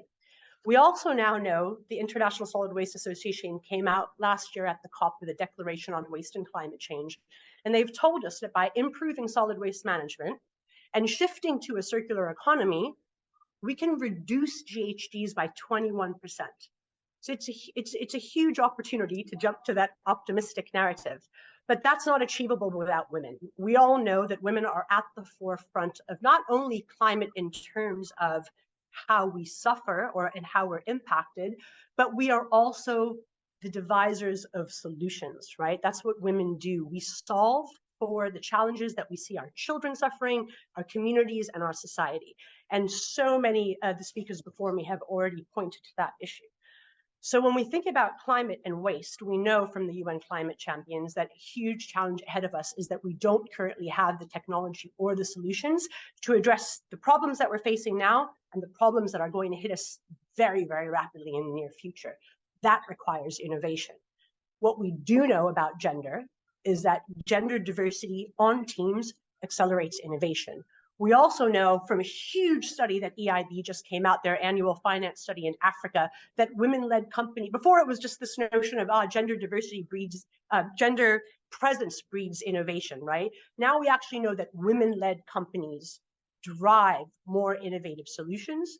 We know that they're more resilient. We know that when women own and lead companies, that those companies are more profitable. They're more capital efficient, which means they deliver higher rates of return with lower operational costs and lower capital consumed. Why is that important? Because we're in the middle of an economic crisis, right? A global recession, not just a climate crisis. So when we know that women can deliver on economic prosperity, that they are more likely than their male counterparts to invest in the environment, that they will put people and planet before GDP. And even though we have limited data, we actually have a really significant body of data around that issue. Then why are we not investing in women to address the issue of waste and climate? I can go in a little bit more just to give you a sense of kind of what happens in the different waste streams. I don't want to bore you, but just to give you a sense, if I could have a couple of more minutes, just to make it real for all of you, because I picked a couple of waste streams that affect all of us. First, fashion waste, because we all, women love fashion, right? 60% of the clothing we wear is made of plastic, 60%, right? The fashion industry is responsible for 20% of global wastewater. 20% of global wastewater, and lots of your colleagues have already spoken about the issue of waste water security. Fashion industry is also responsible for 10% of carbon emissions. It's huge, the amount of waste just from fashion, right? So how about landfills and food waste? So landfills, as you guys know, probably is a major source of methane gas emissions, and that's from decomposing organic waste. It is mostly because of the food waste in our household waste streams, which is like 20% of your garbage that you throw out every day is just food. That is 8% of global emissions right there. So I'm just giving you a couple of those things so you can appreciate how just addressing one or two of these waste streams. Plastics is a whole other separate issue, not only dangerous for human health, but the damage that it does to ecosystems. Only 9% of plastic that we produce is recycled. 50% of it ends up in landfills. 22% of it is burned or dumped openly. Basically accelerating all aspects of the triple planetary crisis, right? Exacerbating pollution, exacerbating ocean acidification. I think people don't fully grasp the connection between plastics and the ocean, right? So plastic causes acidification of the ocean. The ocean is responsible for 50% of our oxygen. So every second breath you take comes from the ocean.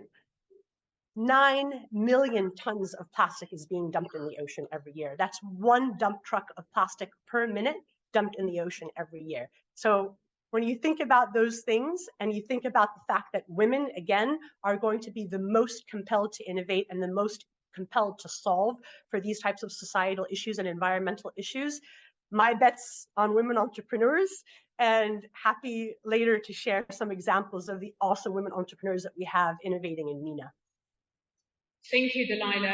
I think you've given us a very live example, a set of examples really of why it is important to really focus on women entrepreneurs in that space and really understand the effect or the impact that it could have on addressing the negative impacts of climate change.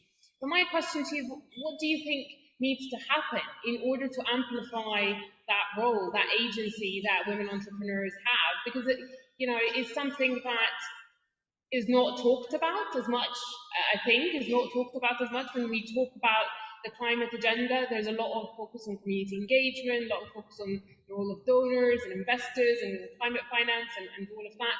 But there isn't as much attention given to women entrepreneurs and how their activities and their agency can be leveraged further. So what are your thoughts on what needs to happen there? And then I'll circle back to Naila and Houssam with the same question.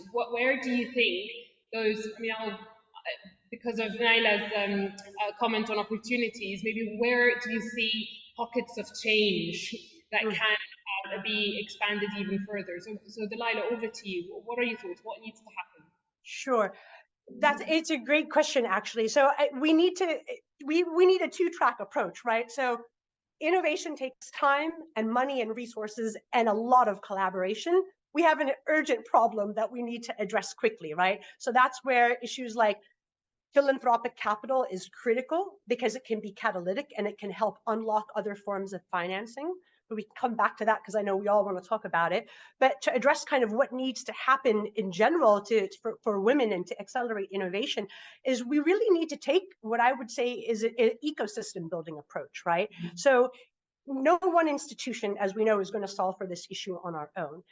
Cultivating innovation is different than just cultivating entrepreneurship, right? Entrepreneurship is taking an enterprise to success, a new enterprise.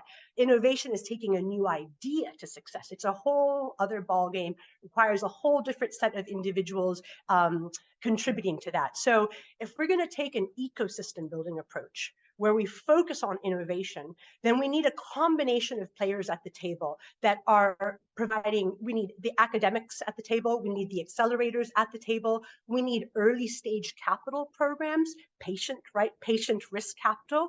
We need diaspora networks, all of the people like us, right, who are going back to their countries. I just moved back to Egypt, to make change where we came from. So those diaspora networks are critical to cultivating talent. Prizes, competitions, right? All of these kind of aspects of building an innovative entrepreneurial ecosystem need to come into play at the same time. And to be honest, we have a lot of work to do in the Middle East. Those ecosystems, on the one hand, are relatively nascent, right?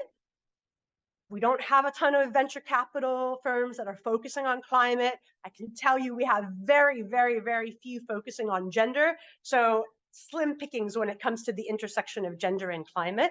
Although I can say that there are Ventures in Jordan, for example, they have a gender lens. Is really interesting when you read about their portfolio, because even though they're not climate centric or environmentally centric, the majority of their portfolio are environmentally focused programs because they're investing in women, right? So you see kind of where it's happening. So yeah, I think the ecosystem building approaches is what I would focus on, but the issue of what I would call radical collaboration, bringing in philanthropic capital, combining that with private capital and public finance, right? That combination, which I would love to go into a little bit more later, I think is key. Thank you, Dalila. I think on that point of radical collaboration, I'll go back to Naila. Where do you see radical collaboration working within the Arab philanthropic space? And where do you think there are challenges? What needs to happen in that space for Arab philanthropy to inject new energy into climate action within the region? Okay, I'm going to tiptoe around this answer very, very carefully. Can you hear me now? Yeah?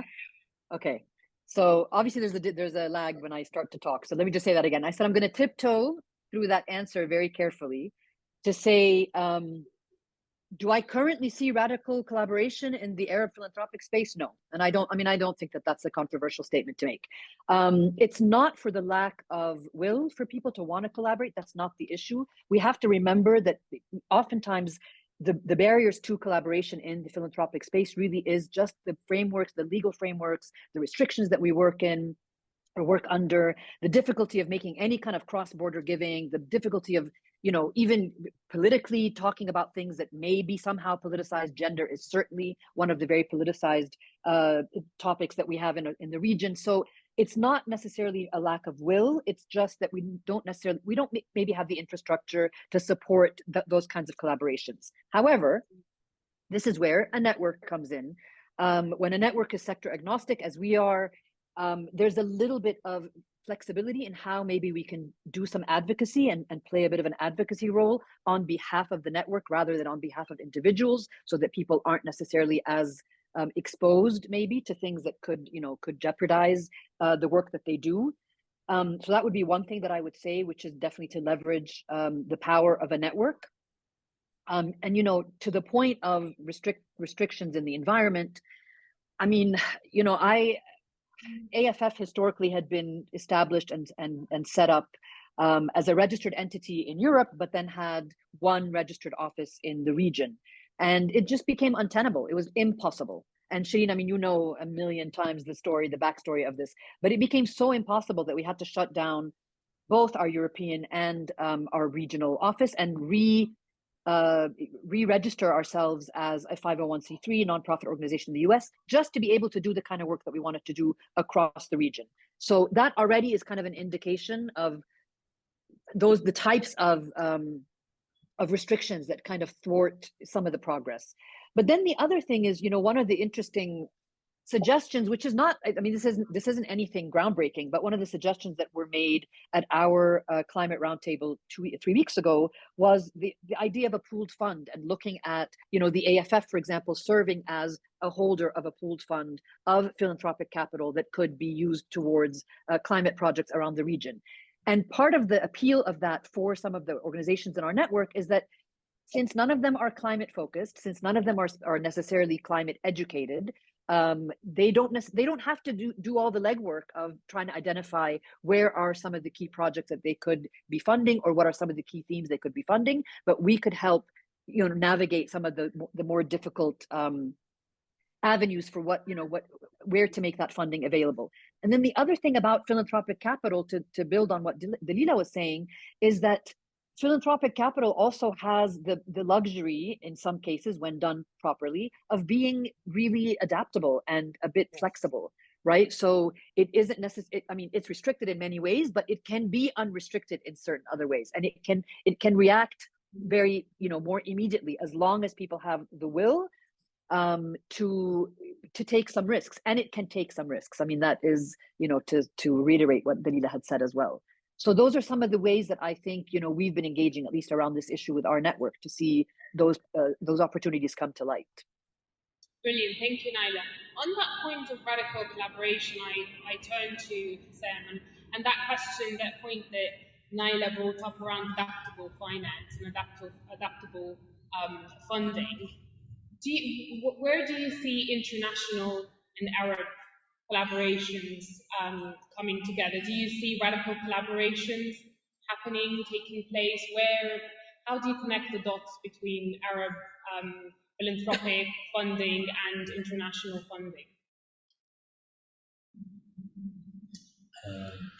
Okay, so just to start with, I think what we're concerned about is to start with, on the collaboration side of things, is to make sure that governments are including the most vulnerable people in their policies when it comes to climate change. We want to make sure that this safety umbrella and protection of the citizens include as well refugees, displaced people, women, children, men, because usually what's happening, inclusive in the arena of climate financing, the policies doesn't include people who are displaced.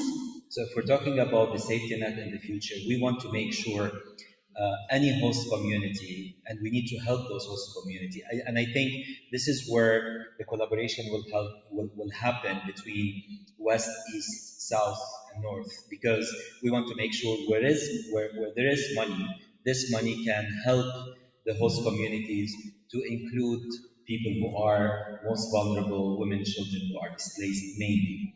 So this is to start with. How to do this, I have no idea. Unfortunately, this is really a huge question. And as I said, it's very challenging because in my last conversations, even with big corporations, the interest in some countries in the West from corporations is that, oh, so when we show, and maybe I should have showed that, if we see the possible movement in the coming 10 to 20 years, it will be from Africa up. So you have the Mediterranean, the move in the Mediterranean, and so, oh, so more people will try to cross, right? And this is where the corporation colleague said, oh, we should do something about it. And I think we really need to have a very honest conversation. What's going to happen in the future? And it is happening already. and then mobilize funding accordingly. I don't think anyone wants people to move, and we would like them all, and people would like to stay at home. But how is it possible if you have droughts again and again and again? If the Libya, Daniel, will recur every other year, how do we deal with that? What we saw lately, like there's a very interesting regional initiative that's happening by an African unit called ARC, and this initiative is about insurance. So what we're trying to do is parametric insurance for disasters that is happening because of climate change.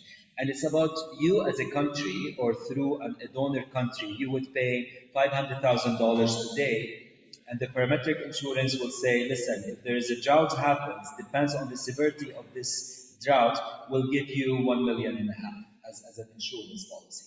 And the idea, the donors, the Western donors who are giving this money, they count that ARC will invest more and more in the market so they can generate their own money so they don't pay in the coming 10 years.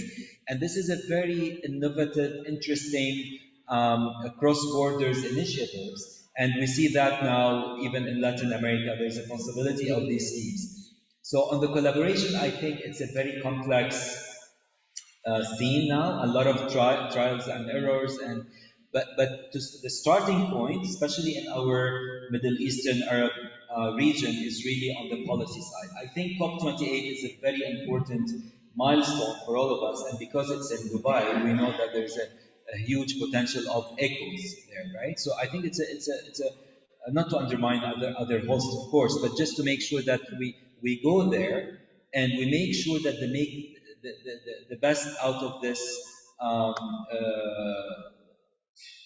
microphone. So businesses and philanthropists, I'm not very hopeful, to be honest. I think, especially in the Arab region, because policies don't help.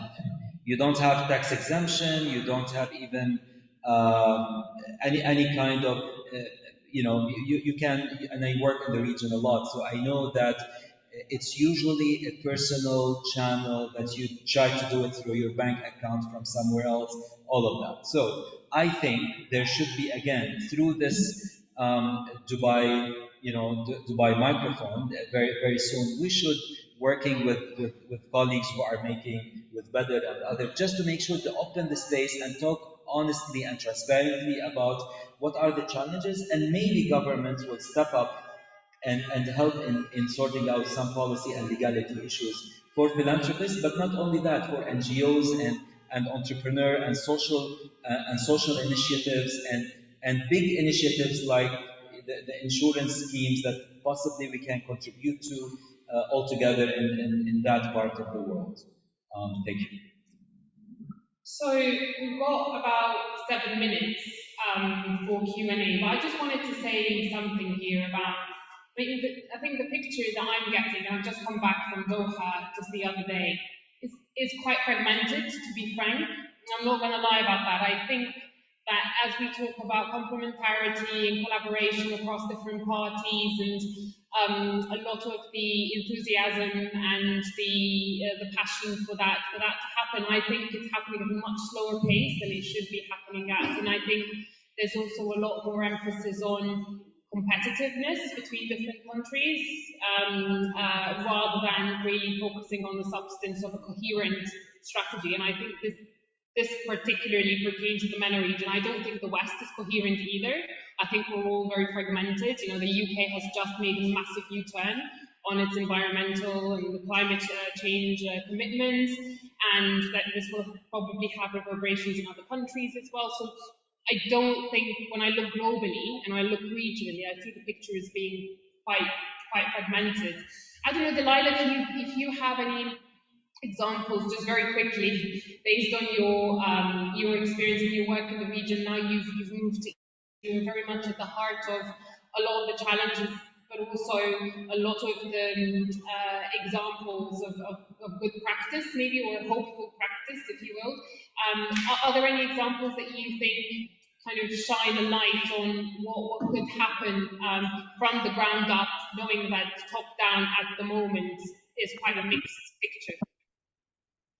Okay, I'll try my best on that. So let's start with the first question because I think it's so important because we start talking about policies and the people who aren't policy people, just their minds shut off. And how do we engender policies? What does that even mean, right? There are actually really practical solutions. And again, this speaks to why we all need to be collaborating. We need the gender people talking to the climate people, talking to the humanitarian response people, because that's the only way we're going to kind of, square the circle, I guess.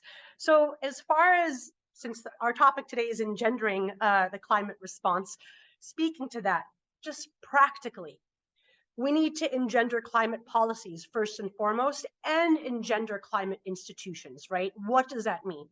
That means we need women, not just in the organization, not just in middle management, we need women in decision-making positions. Decision-making positions around policy, decision-making positions around funding. So this applies also to the private sector. When we have a venture capital fund, they can integrate a gender lens framework, just like a big public finance, climate finance fund, right? That means setting gender targets in terms of allocation of funding. That means including gender requirements in your request for proposals. That means establishing gender responsive procurement networks. There are a whole host of ways that we can put women in positions of power and decision making. And we know that when we do that, that the benefits will trickle to other, well, I shouldn't say trickle, I should say ripple. I hate using trickle. They will ripple out to other women. So that's just kind of on the practical sense, there really is a lot we can do. And those issues apply to both. And we actually need more agency as women as part of this discussion around money and around decisions. And I think that the response globally is massive, and we're seeing it. But at the same time, like I remember I was sitting in on an OECD webinar specifically around gender and climate, and the woman who was speaking really high up, and she was talking about how, like at the INC meetings, as you go to more senior and senior meetings and there are fewer and fewer people in the room, there are also fewer and fewer women in the room. And we still need to do something around that. Examples. I cannot actually point to an example in the region, sadly, about in terms of who's kind of integrating gender in that way. I can point to some really great initiatives in terms of what some of the actors are doing, some of the innovative entrepreneurs that we have working on food waste, on bio waste, on bioplastics, like really cool stuff. Pomade in Dubai is taking date palm leaves and converting them into bioplastics. We have a sister duo in Lebanon that is taking organic waste from farmers and turning that into energy. I mean, there's so many great examples. The issue what we need to focus on is that those examples aren't actually very visible. So this is true for women entrepreneurs across the country, and that's actually what's inhibiting investors, right? So we're saying investors have the appetite, philanthropists have the appetite. People are interested, but they don't have the right data in some cases, or the investable enterprises are not very visible on the other. So that's where the rest of us need to crowd in, right? And fill those data gaps, make those innovations and those women entrepreneurs more investable or more visible, and not compromise on pushing women into positions of power and decision making, especially around money. Brilliant. Thank you so much, Dalila. Now to the floor, if there are questions, please. Okay, there's a question there.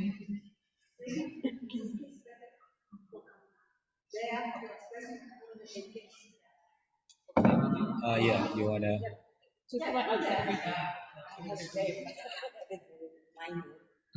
Question. Speak well. Okay. Hello. Thank you all for this. This is, I can't say inspiring, but frustrating, I can say. It's also inspiring. Yeah, it is inspiring because it makes us think about that. But I don't have a question, but I sort of have a comment.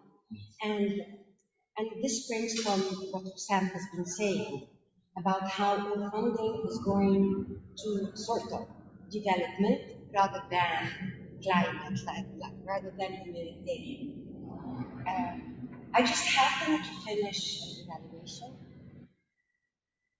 and it was about like giving people a reason to stay, you know, so that to combat illegal immigration. And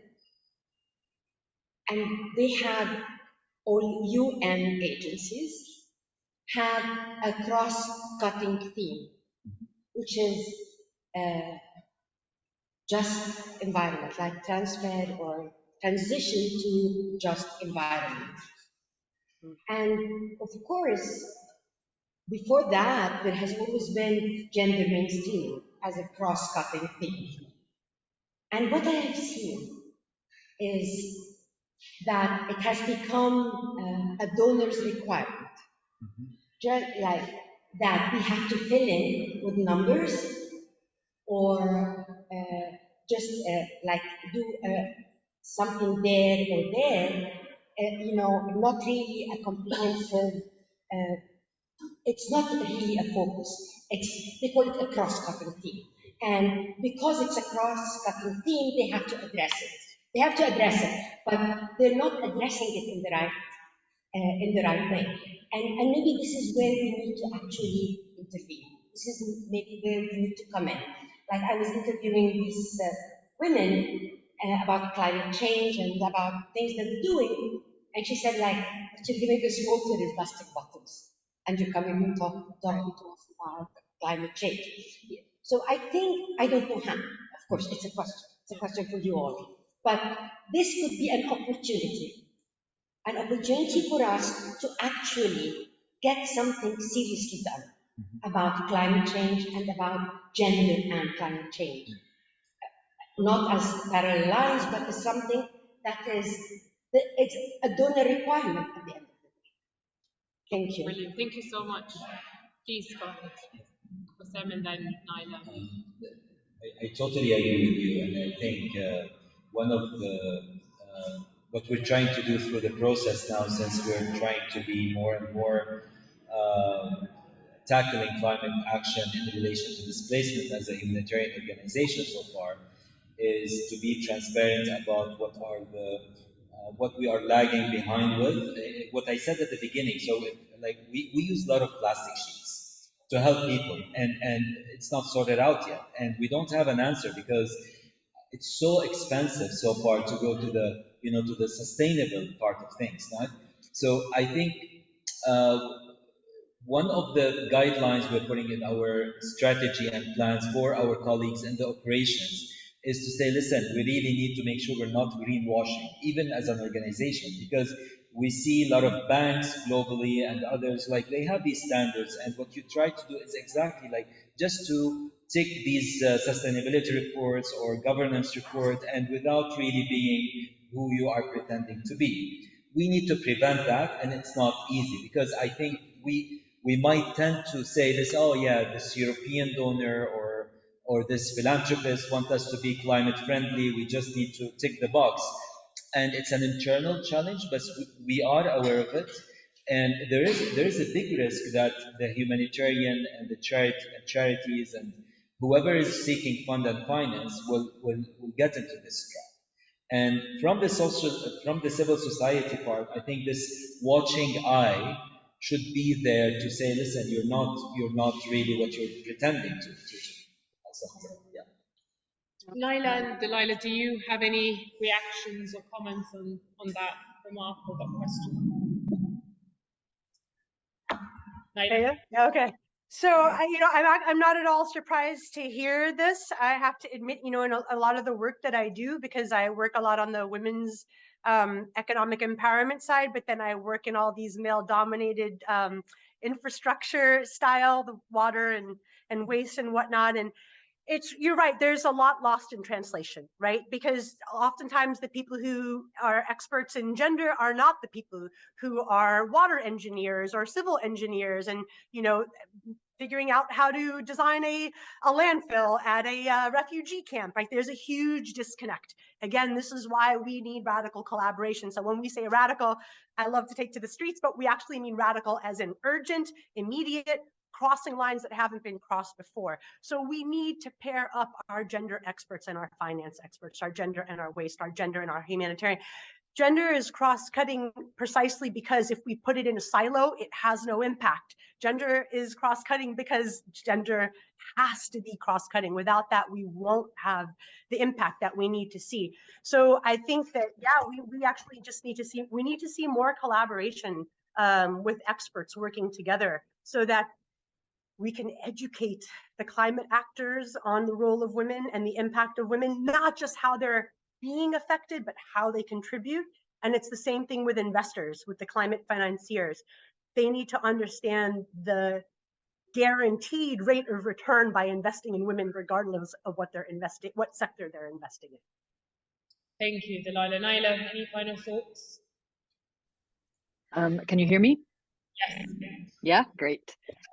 So I mean, the final thought really is just to say, I don't really have the answer in terms of how are we going to galvanize enough philanthropic capital in the region to fund this climate situation, this emergency situation.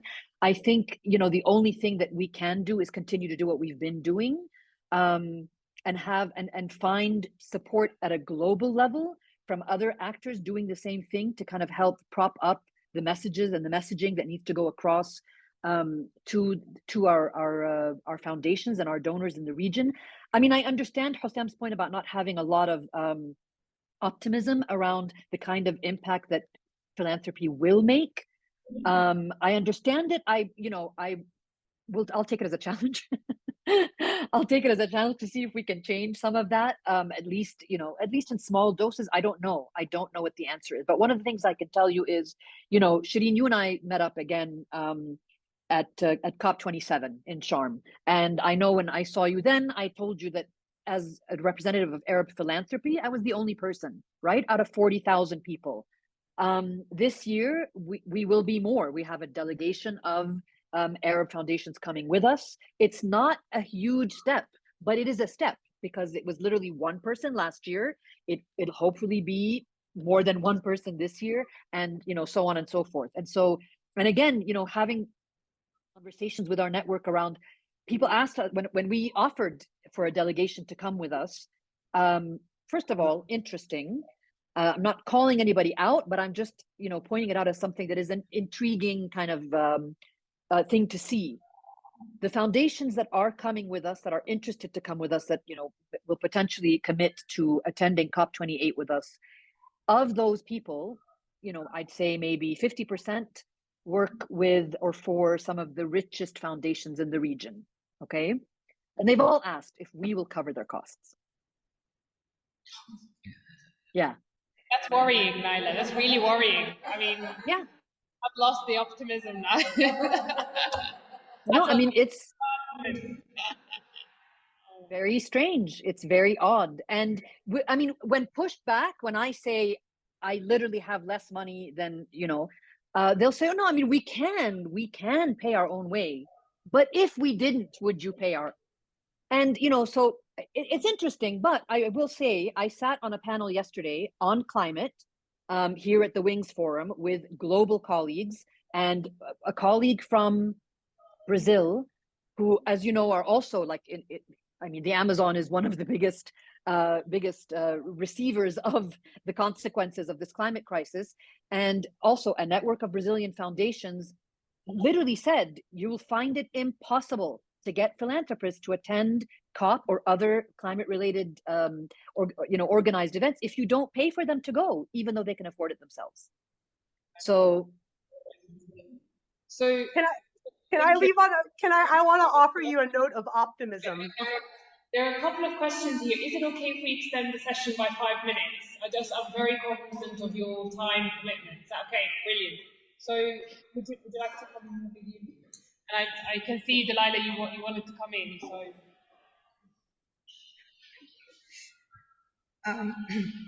Thank you so much for your intervention. I want to hear your comments on three things. First, after observing a lot of governments through the negotiations since Paris in the region, all the region governments, they point fingers to the global north, saying you have to pay their debts as the global emitters and it's not our fault, so on and so forth. Until now, the access to finance is not solved, and global north don't want to pay, and that's the fight we go through every year. How do you think philanthropy can help support that fight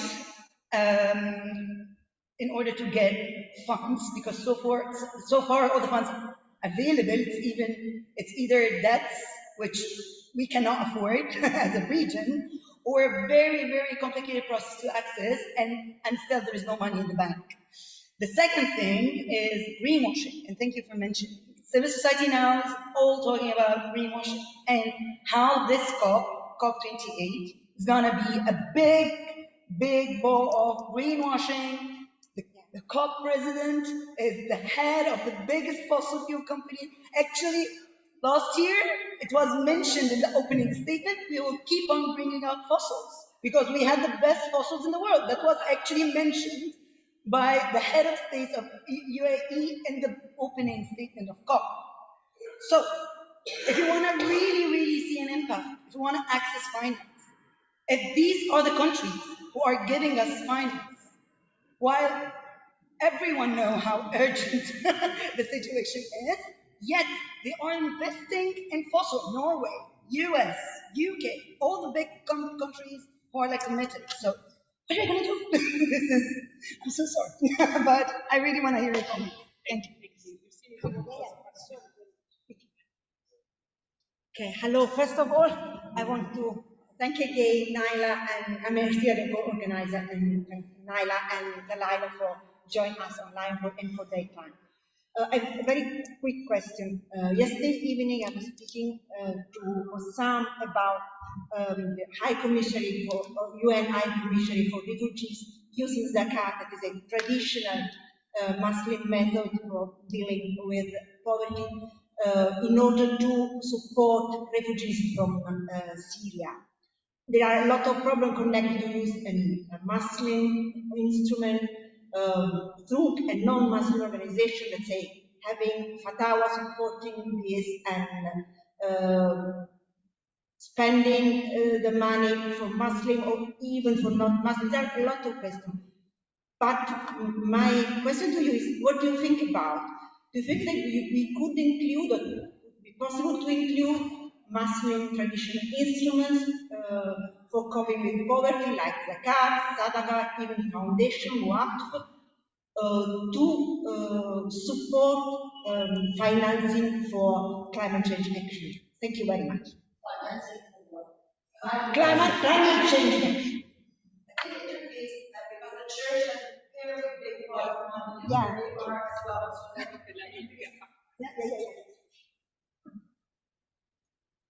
Okay, so as you can see, we've got a very passionate audience over here, and it's a very hot topic for us. So who wants to go for the first question? I mean, the hypocrisy within the global system is something that's well trodden in analysis and the debate, and it will be a constant debate, I think, for many years to come. But do you have any insights into, you know, how that could be addressed? If there's any scope for authenticity within some of the approaches, some of the initiatives that are taking place, and what are your views on, you know, COP28? Naila, let's start off with you, then Houssam and Dalila. Sure. So look, I'll tell you something. I heard someone say the other day a quote from Desmond Tutu about the flow of money and corrupt money. And his quote essentially was, all money is clean money when it goes through my hands. Okay? So irrespective of where that money comes from, if it goes through his hands, he'll wash it somehow and use it for good. And I think that's kind of relevant in this context, because we need whatever money we're going to be able to get to face this issue. And I understand not asking people to take money from a donor that is potentially colored by their contribution to the climate crisis, and not accepting to take that money if that money is being asked is earmarked to be used to kind of greenwash past sins or present sins or whatever it is. But I think that, you know, we can stand on principle and say we absolutely just won't engage with people who have been sort of, who have been contributing to this crisis, which means that none of us will go to COP28. I mean, let's be honest, none of us, right? So that's one position that we can take, or there's this position that we can take, which is to make the best of whatever it is that we can get out of these contributions to see if we can make it better, and then eventually look for these alternative solutions, and hopefully be able to fund ways to make them less expensive. Because I mean, what Houssam was saying about the expense of going to alternative models for plastic, and I saw Dalila kind of like roll her eyes. Yeah, I mean, of course it's expensive. We know it's expensive because so much of this is experimental. But that's a place where philanthropic capital can be used to fund those initiatives so that it's not so expensive in 5 years, right? So that there's a way to mass produce the kind of alternative solutions to some of these issues that we're dealing with.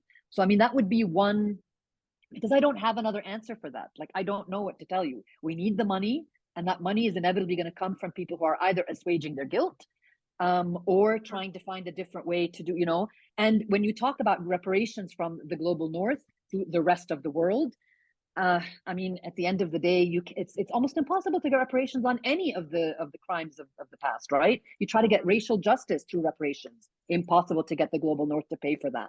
So, not to say anything of this crisis now. Thank you, Naila. Dalila, do you have any thoughts on that? I think Naila makes a really, really good point. We cannot, the hypocrisy should be called out, and I'm so appreciative of the speaker who stood up and was brave enough to do that. That said, we need all the money on the table, like Naila said, and the way we do that is we pressure those people. We use the levers at our disposal. Why are those people at the COP? The ones who aren't in favor of, supporting climate or women or youth or whatever. They're there because they want to be seen. Great. Let's leverage that. They're there because they don't want to be shamed into not being proactive. Great. Let's leverage that too. Just because we do not have aligned values does not mean we cannot tap into their resources, does not mean that we're not smart enough to play the game that is necessary to play in order to unlock resources. Now, we also shouldn't give up on them. They might not see the light right now, but they might see it a little further down the line. We need to pull everybody along, even the folks that are kind of lagging behind in understanding and commitment, because they're still the key to change. Those big fossil fuel giants have got to change. We can't just ignore them and leave them on the sideline. Whether we drag them with a little bit of shame, a little bit of data, whether we unlock some of their commitment with a little bit of catalytic philanthropic capital, all of those things need to happen. We need to keep them in the room.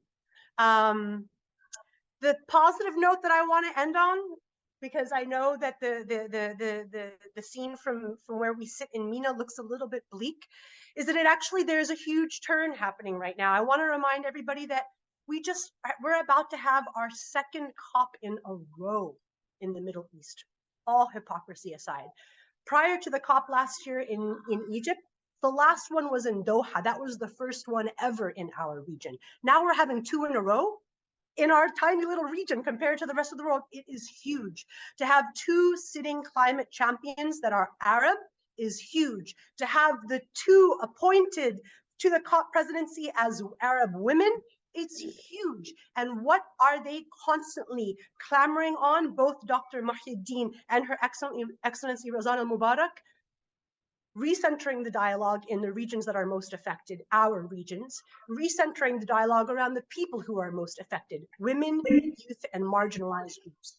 So while the scene is, a steep climb, we have amazing leadership that is recentering the narrative, putting people like us, our regions, women, indigenous groups at the forefront of the table. And finally, the world is waking up to the fact that women need a seat at the table, youth need a seat at the table, indigenous people need a seat at the table, and it's not just lip service. They need power in decision-making. We need to still achieve that, but at least the dialogue around the importance of that happening is there. And we now have the most senior leadership on this issue echoing that call. I'll leave it at that. Thank you, Dalila, for that note of very strong optimism. Houssam, any final remarks? Just maybe I'll focus on the last question, and I think definitely multi-religious, cross-religious approach is so important. But then I think we should start with awareness and really have a conversation with religious leaders. You want to make sure that you have enough mass with you when it comes to climate conversations. But this is where I was trying to say I wasn't maybe very successful when I wanted to. So when we talk about emergency, I think this is the future of climate conversation, meaning today it's a very intellectual conversation. What we want to do is we want to make sure that hopefully soon enough we'll not talk about climate change and financing because it's so not concrete to the public, to religious people, to some of them at least, and to some audiences. I think we really need to, what is the narrative that we want to go out with so we can mobilize not only resources, we're talking about how we influence communities, how we get communities to be more entrepreneurs when it comes to environment and climate change. I think the narrative now is so that level, and we need to start thinking how we cascade this down, if I may not down, but maybe flat. And a lot of communication. I don't think we're investing enough collectively in communication on the crisis, on what the future might be, and how we tackle it. It's climate change today is a buzzword we're all using, which is fine. But I hope it's not going to be for a long time before we make it very concrete. It's Daniel. It's partially. It's what's going to happen in Somalia tomorrow, or it's happening today, and all of that. And yes, we want to involve the people, right? But the only way to do it is to get their leaders to be involved. So not only communication and awareness, but as well conversation that is very honest. So then we can go to possible sukuk, Muslim bonds funding, and all, or the church funding. But you need to get them on board. I don't know if they are on board or not, to be honest. So how do we do this? I have no answer. It's so hard. So yeah, for another day maybe. Thank you. I was not going to forget your question, Ersilia. I was going to circle back with it. But I think Houssam has provided some interesting insights into the scope for Islamic finance. Islamic Development Bank, I think, is also taking a number of initiatives in that space. Again, whether or not and how this is going to expand is something that will remain to be seen. I would like to thank all, the panelists, especially, Naila and Dalila for joining us online. I know it's very valuable time out of your schedules, and to Houssam for coming all the way to Naples, and I know it's a busy time for him as well. And I would also want to thank the University of Naples and all the participants for their bold questions, because I think they're important questions to be asked. I think I've learned a lot. I think there are a few insights there in the discussion that we've had today. There's a lot around the need to emphasize the urgency and not look at climate engagement, be it finance or climate action, as optional or only where opportunities arise, but to be, a lot more focused on it and a lot more dedicated to changing the system or the conversation around climate change within the region. There was also a discussion around the need for an ecosystem to look at both the multidimensionality around climate change, different actors and stakeholders engaged in that space, be it philanthropists, governments, other key stakeholders like women entrepreneurs, for example, and the urgency and the importance of looking at very closely at the role of gender, the role of women in that space, and the kind of agency that can be leveraged. There's also a lot of interesting insights on the need for raising awareness, education, and innovation in that space. It might take some time, but again, you need to go back to the urgency of acting now. And also there are a number of questions around that radical solidarity or radical collaboration that needs to take place within the Arab philanthropic space, but also between, you know, UN agencies, international organizations, and Arab philanthropists. It hasn't worked. It's always been very clunky. I don't know if there's a better word. It's always been difficult to kind of make it work. Maybe in the next few years it will still be the case. I hope that COP28 is a good step forward and building on the optimism of Dalila. I'm really hoping that this is the case. But again, as I said, I feel the picture is quite fragmented in the region at the moment, and there is reasons to be optimistic. There are also reasons to be a little bit cautious and think very carefully about where this is headed. But again, thank you so much for all your insights, and please also watch this space, because we will be publishing a short report or a short brief based on the outputs of this day and a half. Thank you. Bye-bye.